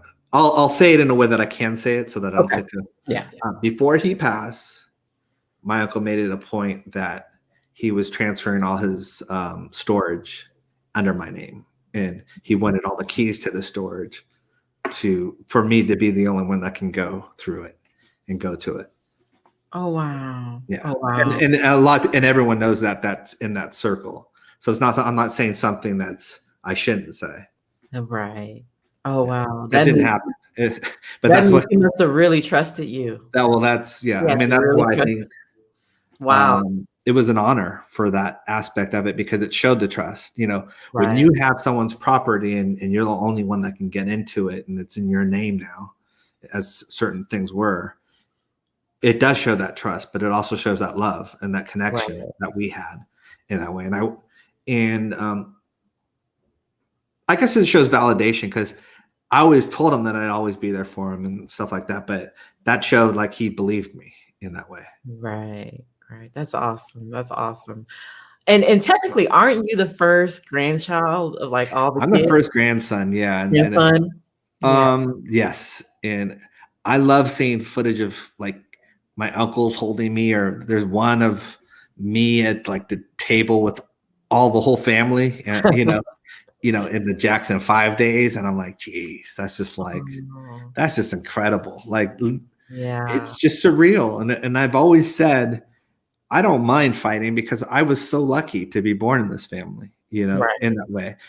They're trying to make me feel ashamed of it, but it's not going to work because I know who my uncle was, in that way. And as long as the fans are behind me, which I feel always, it's like, then there's always something worth fighting for as well.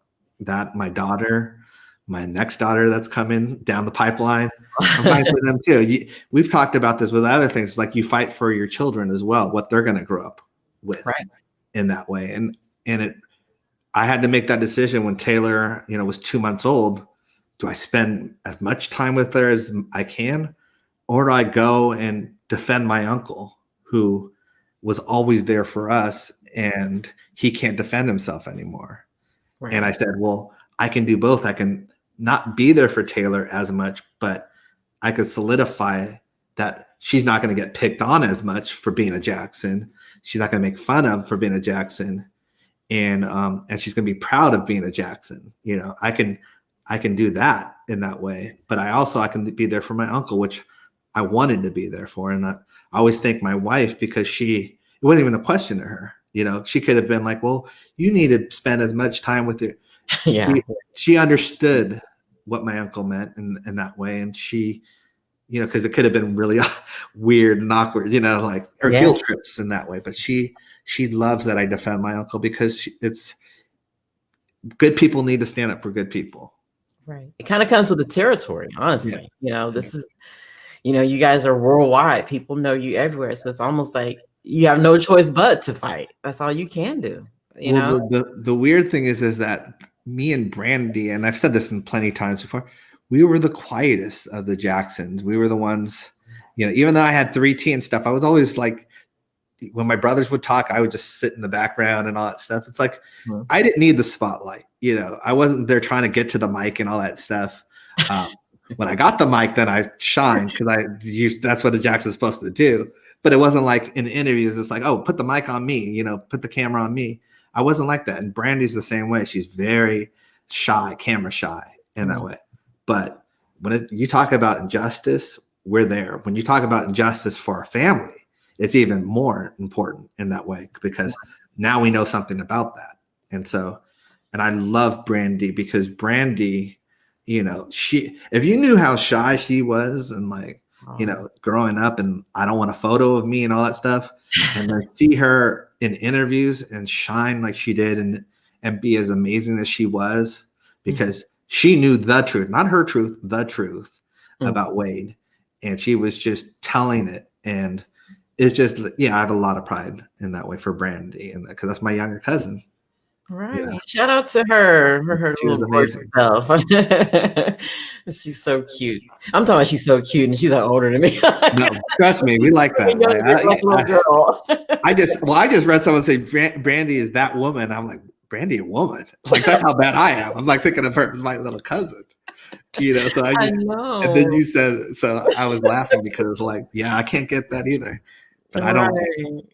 Right. I had a poster of her uncle, and Wade. I used to not making that connection back in the day. Oh, that was Wade Robson, but you know, was it the LA Gear? LA Gear? I used to have that the whole time that was her, and I didn't even realize it. Yeah. Like now I do. Yeah, she was doing a lot of stuff back then in that way. She was very photogenic. Yeah. And then she became shy as she got older. Right. Yeah. Oh, bless her. Shout out to her, Miss Brandy. Yeah. Let me see. I'm just gonna take about 2 more and then we'll go ahead and close out because I know, you know. Oh, someone did mention that, like, yeah, Brandy was excluded from the Leaving Neverland narrative, basically, which is so ridiculous in that way. You know, the fact that Wade was dating her for that many years and just conveniently left her out of that narrative. So it's just one of those other things that show how much of a liar Wade was and how, you know, excluding things. Right. Let me see. Okay, we'll do this one. Hey, Jalil. He says, hey, Taj, have you heard any recent statements from Corey Feldman regarding MJ? I still remember him doing a 180 on him about 2 years ago. Corey's been defending him recently. You know, it's one of those things. I think that Corey was put in a weird situation because he's part of the reason that statute of limitation bill got passed. He had been fighting for it for child abuse victims for the longest time. And I'm actually happy it passed too, because there's legitimate child abuse victims that need to be heard in that way. So he had been working on that for a long time, like years in general. And when Leaving Neverland came out, it literally, there was this whole public groundswell of like, you have to denounce Michael, you have to denounce him. And he tried to walk a fine tightrope that basically was a lot skinnier than he thought it was, you know, and literally fell a couple times. But I know what he was doing. That's why I can't really get mad at Corey, because, you know, you're working on something that you've spent 3 years trying to do in terms of for a big cause in that way, and they're threatening to take that away from you, that whole thing away from you, because you will not get with the program, you know. And so and then in the past, more recently, he's been more vocal towards supporting Michael in that way, because I think, and not because he didn't, like, things have changed in that way. I think in his way, he was like, you know what, this is past already. Now, you know, I can speak, you know, how I really feel about certain things. Right. I never will forget, like, He's never backtracked from that statement of when he was a kid, and the I don't know if it was the sheriffs or the police were trying to get him to say that Michael Jackson done something, and he's like, Michael Jackson's not that guy. Here's the person, and whatever. And he's always been consistent with that. He could easily have turned and flipped if he really wanted to. I mean, there's people that are not even famous that they put on the news that will say anything about Michael Jackson. So that's the one thing about Corey. If he really wanted to sell his projects, he could have sold out Michael. Right. It was the trendy thing to do at that time.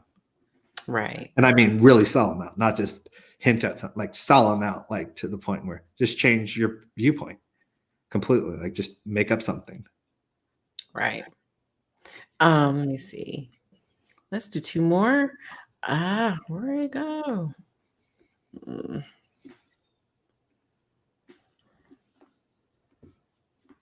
Oh, how's grandma, Miss Jackson? I saw those. I've been a bad grandson. Oh, Actually, I've been a good grandson. Let me change that. Because my wife had a small baby shower, and we didn't invite her because obviously of her age and stuff. okay. But I did say that 2-3 weeks after the baby shower, we'd go visit her, because then we know we're in the clear and all that stuff and whatever. Yeah.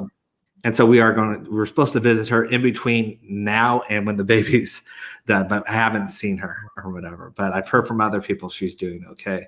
But that's why I said I've been a bad grandson, because I haven't actually seen her recently. But I'm also scared too, because no one wants to be that family member that gives her something either. Right. And that would be devastating. So it's like, even when we do see her, we're so careful and we're so far away from her. It's not like we're right next to her, because she's fragile, and also it's against her religion to take any medicine, or not any medicine, blood transfusion. So I'm sure the vaccine is against her religion.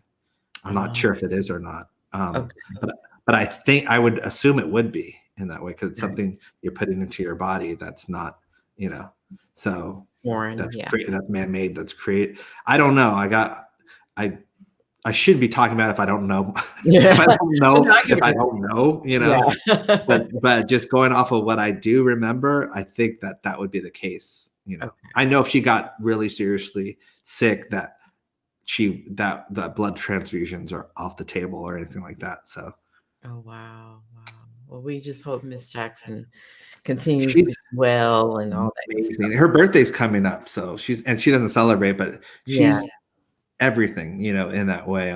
She's royalty to me, and to the world in a way of what she created, in terms of not just Michael, but the whole family in that way. I mean, Jackson music has changed the world in that way. People can say it hasn't, but there's that's the truth. It really has. There's one Jackson song or another has changed someone's life in some way or another, and I'm very proud of that, and she should be too, and I know she is, but she's more modest. Wow. I'm more modest too, but I've started to be more proud, right? In terms of, because if you don't show the world what you've done, in a way, sometimes you get passed over in a way. Right. So sometimes you have to, even Michael had to show the world what he had accomplished. You show the audience, show the crowd, because otherwise they will deny that. They're not going to show it for you. Right. Absolutely. Let's see. Okay, last one. Let's see. Come on. I don't know why this thing is. I love from Portugal. Thank you. Well, G-Boot, I see you, brother. I'm trying to do it. I don't know if you can see it, Taj. G-Boot. No. Which one is it? Yeah, it's thank you for the donation, Gavin. Yeah, my mouse is giving me, there we go, giving me some trouble. Real quick though, Nicole, thank you for having me on again. Of course. I really do enjoy, you were one of the first people that I went on, back in the day of that time period, and that, and I've been more familiar with your channel and the fan and stuff like that. But when you said, "Do you want to come on and talk about it?" I was like, it's almost wasn't coming out of retirement, but I just like had to find the hat and everything like that. I was just like, "Yeah, let's do this." That's not made an appearance in a little while, so. No, of course. I was like, this is pretty good. This is like good news. I just want to see you. I haven't seen you in a while. I think we last spoke last year. Was it June 25th? I think that's when we last spoke. Okay. Yeah. Michael's remembering him. So yeah, I wanted to have you come on and just, hey, gloat a little. It's okay. Because we deserve this. Someone did say that Jehovah's Witnesses do take vaccines, at least some. It's up to the person if they want to take it. Gotcha. It's just the blood that God forbids to take. Thank you so much for that education. Okay. Yes. Thank you. I hate being wrong, and I hate spreading falsehoods, and so thank you. Right. We're so proud of you, Taj. Everyone's saying keep up the great work. Jaleel says, have you talked to Auntie Janet? I know she has a great documentary that's supposed to come out next year. I'm so looking. I had no clue about it. Like, people were like, "Did you know? Did you know?" I did not know, and I talked to her, and I did not know. I'm like, "You hid that from me." I didn't say that to her, but I was thinking. I'm like, I wouldn't have said anything, but did not know. But yeah, I think it's amazing because we have that parenting connection now. Like, I ask her a lot of questions in that way, and in general and stuff like that. So it's really cool in that way. I'm very happy that I have that, because we're not that far apart in age in that way. Like, I always, when I see pictures, I'm like, she's not that far away from me, and she's Janet Jackson, it's just amazing. I'm so proud of just the family in general and what she's accomplished. I know. She's our one, and I love the pictures she puts out and all the inspirational quotes she puts out. And the one with her doing the splits, I'm like, oh my God, I can't even do that at 37. Yeah. But even her, like, they try to take her down. Yeah. And it's just like, there's something about my family. They just like, it's almost like they have that bullseye and they're just waiting for someone to mess up and whatever. Right. I've never seen them call any other family greedy, for wanting to get justice for their son, like they did with my grandma and the family, for suing AEG. It's like they almost make up this narrative like our family doesn't deserve answers, doesn't deserve, financial settlement for losing someone, which is the norm for everyone else to have. Right. That's nothing abnormal. That makes it's not. Yeah. I mean, he had this big tour. It makes total sense, So come on, these people are crazy. But anyway, want to mute. I muted the mic. Anyway, guys, is there anything else you wanted to say, Taj?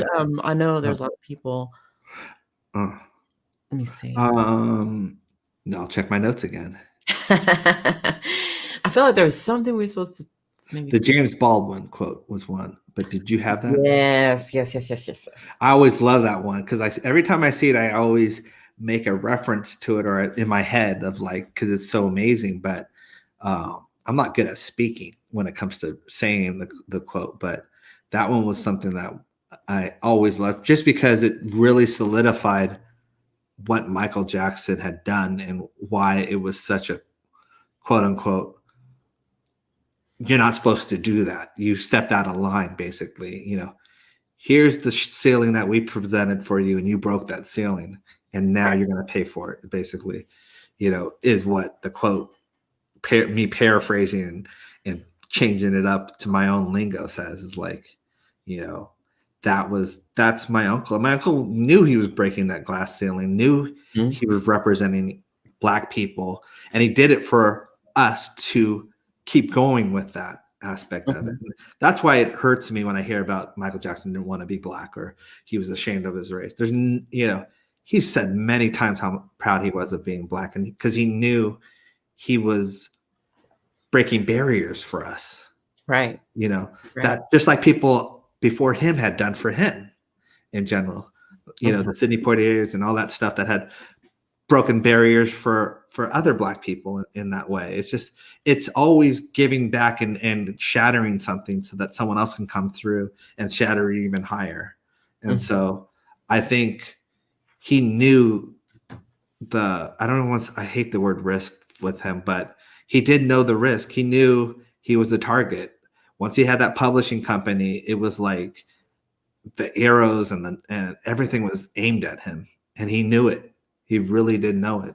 And anyone in the family has said that in that way, that we felt it too. We felt that that there was a danger in that aspect of it, of him having that publishing, but he looked at it as such a sign of strength, almost like freedom, as I said, freedom to basically be bigger than the industry is, freedom for him to own them and not them own him, which is really what it was. And they could not deal with that. They couldn't handle that. And I think that is, I very much have taken it more serious. Back then I thought, not that he was paranoid, but I thought like, well, the world can't be that way. He's looking into it too. I was a little more naive, and like, he's a little too scared of the scenario. People won't do that. And as things progress, and my eyes opened very wide in that way, in terms of he just held something that someone else wanted or some other people wanted. And it's been that way. And I think that's been the scary thing, is that Prince, the same thing, fighting for the freedom to own their own thing, right? Their own masters or their own career. And they're ridiculed. Prince was ridiculed, don't forget, with the symbol thing and everything. He was ridiculed, but they stood to that, and they kept going, and they kept paving the way. And that way, that now other artists are fighting for their masters and whatever, when Prince and my uncle have been doing it back then in the day. Right. Yeah, I definitely remember when Prince was out there and had slave on his face. I mean, this has been going on for decades and decades, owning. Yeah. It's crazy. It really is. But I mean, that's the industry. Yep. For now. It can be changed, but that's the thing, that you need someone that's courageous as a Prince or Michael Jackson to stand up and do something. Right. Absolutely. It's cutthroat, but someone has to do it, right? It's a messy job, but someone has to do it. Yeah. I wish there's more role models. That's the only thing. I think we are in desperate need of people that are in any industry to be something. Because whether you say I'm not a role model or people shouldn't look up to me, if you're in the public eye, people do look up to you, right? Or do inspire to be. You can say it for as much as you want, but you are a role model to someone, or someone to aspire to be. And so you do have in my personal opinion, doesn't mean that they have to think that way, but you do have an obligation. You really do, to be someone a certain way, which is not hard for me because I live that way, but you should present that as aspect of it. And we have role models that are basically presenting greed and how much money they can make. And I mean, I've said this before with the Forbes, like, I hate that Forbes celebrates the richest person in the world as opposed to the most charitable person, or the people that have spent the most hours doing charity. It's like, it's like the value system of what we value is just backwards in that way. Yeah, it very much is. It's just about money, Well, think about it though. But that's what I love about my uncle. My uncle could have been cheap with his money and not donated anything and give him no money to charity if he wanted to really be up there in the Forbes categories of like, oh, there's Michael Jackson way up there and whatever. He could have been stingy with his money, but he gave his money away. He gave it to charities. He gave it to, to burn victims and stuff like that. And paying for funerals and everything like that. So it's like, he's so generous with his money, because at the end of the day, that list doesn't matter to him in that way. And it's just weird that we Forbes most rich, it's like those rich people are what we put on a pedestal, as opposed to the people that really are doing something. Right. That's so true. That is so true. Yeah. You got me there. I definitely agree. It's sad, but this is the world we live in. Unfortunately, it's all about Yeah. money, greed, money, greed, money, greed, and then it's like It's gotten worse though, Nicole, unfortunately. Yeah. It's now more celebrated. It's not, Yeah. at least there's a counterbalance of someone that was doing something good that Mhm. you could say, okay, well, at least that person's out there changing the world. That's just not as non-existent, really. Right. It You really can't name someone that's really going out there changing the world. no. If Well, there are, it's for other reasons. It's for yeah. particularly greed. And I feel like with Baldwin, with James Baldwin, I looked up. He died in '87, so he saw what happened with Thriller, and he's like the rise of this. Yeah, he saw that. He saw it, so he already knew what was on the horizon. And I'm sure when he died around '87, December 1st of '87, I'm sure that's right when they started to attack Michael. Yeah. That's when the media came in. So he saw it. He saw it. He saw it right away in that, and he called it as well, and I think that's it. I'm not, well, people, I don't want people to think I'm anti-media. I'm anti lies and hypocrisy. And what the problem I have is that the media is not consistent. They sell what they want to sell, and they'll stay on a narrative. And because YouTube's a media platform, and whoever's on that channel is their own media. And so, you just have to do your own homework, I should say. Basically, corporate media. Media, yeah. Where it's just like, because it's conglomerate, and they all are owned by 4 or 5 different companies in itself, and so it's like whatever they want to pass down, that's what becomes, like. Right. I use the example weapons of mass destruction, where every media channel was on code of saying weapons of mass destruction. There was no weapons of mass destruction, but they all sold it to us as that. I didn't. Funny thing is, I never believed it. I don't know if I smelt the BS or, something in my brain triggered, but I never believed there was weapons of mass destruction, during those Bush years, and there never was, Right. Maybe it's because I can see when they're trying to sell something.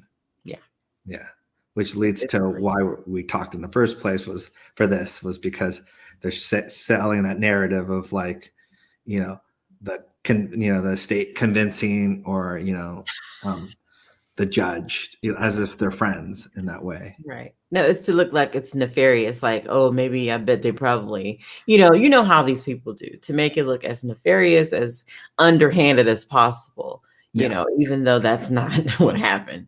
Yeah. It's very tabloidish. Yeah. There used to be a time where there was some sort of morality within mainstream media, corporate media, I should say. But and that's all. One of the reasons, like, I'm more independent now than I've ever been, because on both sides of the political aisle, people are lying in general and selling lies, and so it's really frustrating because I see so much clearer than I used to see. Right. In that way, it's just which. Don't want to get too political, but anyway, that's I know what you mean. Yeah, there's not but yeah, I'll get back into it's not a rant thing, but yeah, no. Someone asked if I've been following the Johnny Depp case. The Johnny Depp case was like my second wind to Michael Jackson scenario of what we're dealing with, because I actually did see a lot of his fan base being educated, learning the truth about it, fighting, almost like a deja vu of what we have had to do for the last 20, 30 years, fighting for Michael and stuff like that. And with him, I could see the same media articles in terms of the same headlines, spinning stuff and saying stuff, and yep, he lost, so he's guilty, he's a wife beater and all that stuff. And it's like, no, that's not what it was about, and all that stuff, and so it's just like, I see it, so it gives me confidence that I could see the game played on someone else as well, in that way, and it's not someone in my family now. I think when it comes to MJ, it's a different way they play the game, because when they start calling him Jacko, it's more racist in that aspect of it. in that way. So there is a racism aspect to my uncle that, with Johnny Depp, I don't know what they don't like about him, but they don't like him. And so that's what the narrative is now for That's him. more of a feminist driven type of agenda. Exactly. But I think Yeah. Michael Jackson's more of a, I'll try not to be too graphic. Let's hang him on a tree so that other people don't aspire to be Michael Jackson. Don't, like, let's show the world, let's make him the black boogeyman so that no one else wants to be him, so that people, I told a story with my dad. I won't call out the friend's name, but my dad and one of his friend's son was the dad interest. It sounds so confusing now. One of my dad's friends, his son was around my dad, and the dad's friend said to his son, he goes, "That's Michael Jackson's brother." And the kid, and this was about 10 years ago, goes, "Ew, Michael Jackson." And my dad told me the story. So that means that it hurt him in that way. But that's conditioning. That's all that is. Because the kid's not even old enough to know who Michael Jackson is in that way. But he's probably heard it in the playground or heard it in the news or whatever. It wasn't the parent, because the parent was excited to, in that way. So yeah, he had to hear negativity about Michael too. But that was 10 something years ago. So I think we do have an obligation to educate in that way. Yeah. Oh wow, that's so jacked up. That's awful. Are you kidding me? You have historical people in front of you. Are you kidding me? But yeah. That's why you say it's always so important that we're putting out facts, we're educating people, because people, if you run around here listening to corporate mainstream media, you're lost. I always, when I see something in the corporate media headline, I say, okay, let me go dig for myself, because it's just gotten to that point. I don't believe anything they say unless I look at least 3 or 4 different sources and competitive sources, yes. and then do my own research from there. Right. This is why, our little platforms get squeezed out and restricted and blocked, because they don't want us on here talking about this. Yeah. Okay. So this is why we have to fight so hard just to be heard and seen fairly, like everybody else, Yeah. So I totally get it. But yeah.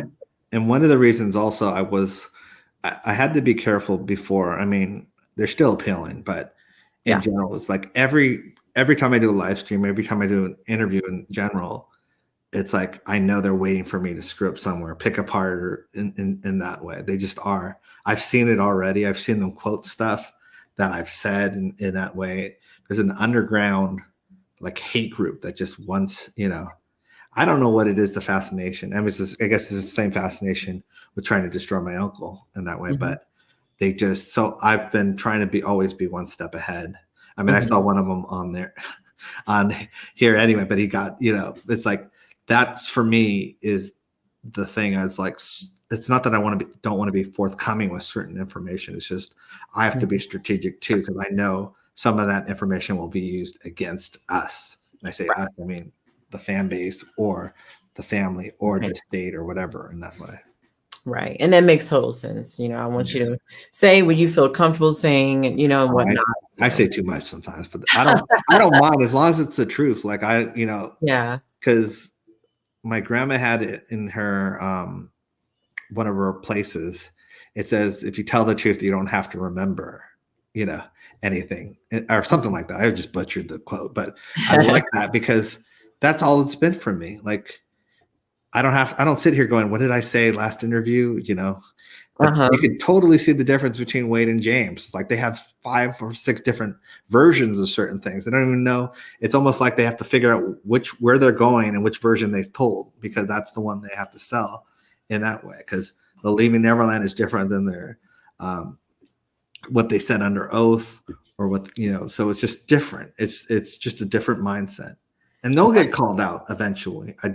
Either they're going to get called out or they're going to turn on each other, which I hope it's the latter, because then I'll do the Michael Jackson meme with the popcorn if they ever start doing that.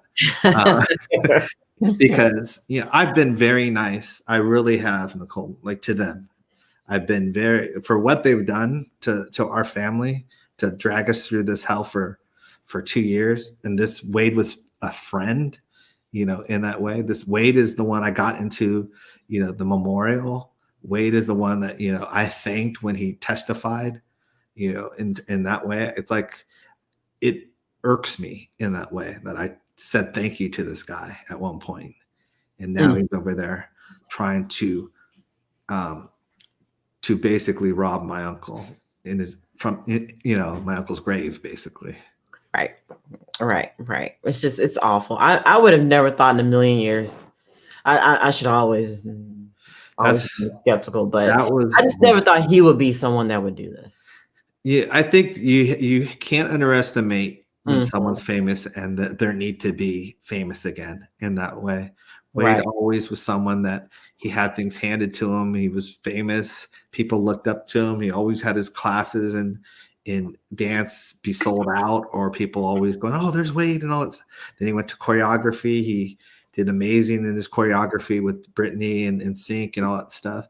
He was always put up on the pedestal. And there's a certain privilege to that, it's like, I think he feels like he was owed the Circus Soleil job as opposed to he had to earn it. And once you didn't get it, it's like, I'm going to show them. And he filed his lawsuit very soon after, like very close to that whole Circus Soleil thing, almost to torpedo it. And so it's very vindictive of what he's been doing in that aspect of it. But I don't know if I saw him in person what I'd do, but I'm not a violent person. But it irritates me. He does irritate me. James, I didn't know that well, so he doesn't get a pass. But at the same time, I didn't know him as a friend in that way. As you knew, like that's like the ultimate betrayal. That's the ultimate betrayal. It is, especially for what my uncle did for both of them. More for Wade in terms of actually career-wise. He built his career off my uncle's name. And just like he's building his, whatever, trying to off my uncle's name as well. Right. That just shows you, like, if you are truly about the love of your craft and your talent, you'll do whatever you can to be seen, to create your own. I mean, he could have, like you said, built something out of it, his own business out of it. I just think there are no excuses. There are no excuses for this. Yeah. None. But he decided to take the easy way out, knowing that mainstream media will go along with it. They don't care. They're all about making sure that we can destroy his name, continue to destroy Michael Jackson's name. So of course they're going to get along and go along with it. And the rest is history. He took the lazy way out. He took the coward way out. As far as I see it. Well, yeah, I think you find someone like a Dan Reed, and I think that was like his saving grace. Right. It's someone that is almost as star and money hungry as you are in terms of, I don't care what the truth is. I'm going to present it this way. And I've been not nice to Dan because I don't know Dan, but I can tell you for what he's done to our family and to, his interviews of talking a lot of crap and talking to a lot of journalists in terms of just anyone that would have created Leaving Neverland in terms of the way he did. Hold on one second. Are you good?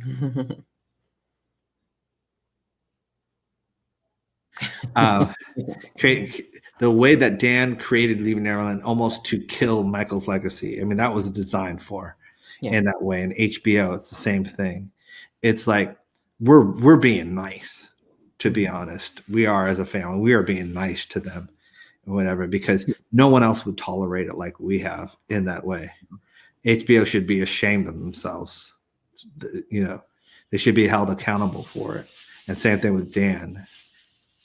Yeah, I totally agree. And I think they will be held accountable in due time. And when they are, you're going to clear your schedule. Someone said aluminum foil. That's exactly what it was, aluminum foil. Your sounds. I love it. Sounds like wife is getting ready for some dinner. Mother-in-law, but yes. Mother-in-law.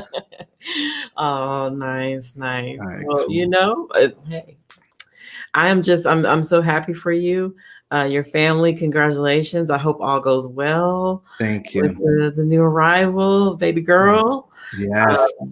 I'll keep everyone posted. Don't worry. Aw. Everyone will be posted on that. Yeah, it could be any day from now to a week and a half. So Oh it's my God.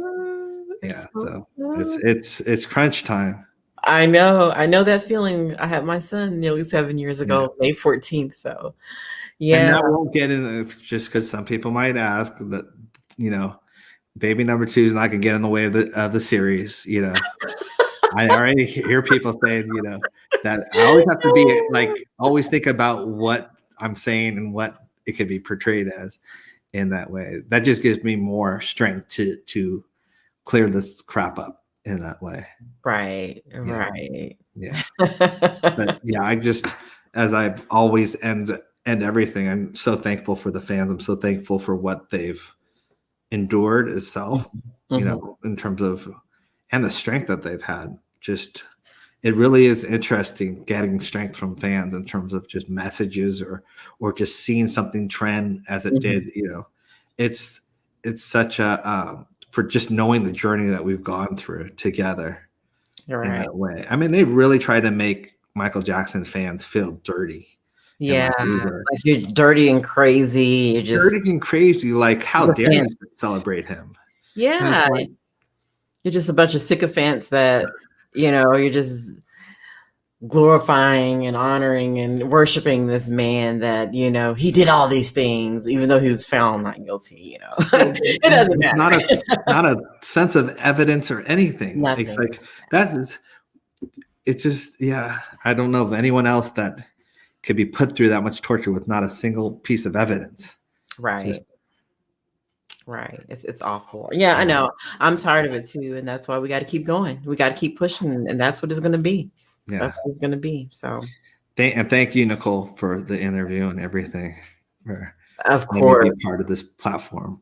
Of course, you're welcome anytime. And like I said, you know where to reach me. You know where to call me. Oh yeah. Call or text me. Let me know if there's something going down and I need to text it or retweet it. I mean, just let me know. Awesome. So yeah, I thank you guys. And I thank you guys so much for joining me today, tonight, wherever you are in the world. I had people saying, what time is that in Switzerland? What time is that in the UK? Yeah. I'm like, I have to go Google it. I'm like, I don't know. They're so cute and they're so supportive. And I just thank you guys for tuning in tonight or this afternoon, wherever you are. I thank you guys so much. Thank you guys. Yes. So yeah, I guess that's it. We're going to keep on pushing. So yeah. I don't really have anything else to say, but just, just to thank the fans in general. Know that I will always fight for my uncle. Series is going to be amazing. Very excited about the people working with me on it in that way. And I always believe if you have a great team, it's going to be a great outcome. So super excited. Right. Sweet. All right. Well, thank you guys so much for joining me today. And I look forward to seeing you guys soon on the next live stream. Please come back. Come back and see me at least. Yes. I know Taj is great, but come back and see me, girl. Come check in on me. Yeah. Check out on Nicole. Yeah. I'm telling you, because there's a lot going on in the world, but I have a lot to say and whatnot. And I have some other things coming up. So you guys stay tuned. And I will see you guys in the next live stream and or podcast video. I need to do my podcast, but I haven't done that in a while. But anyway, I'll see you guys soon. Take care, everyone.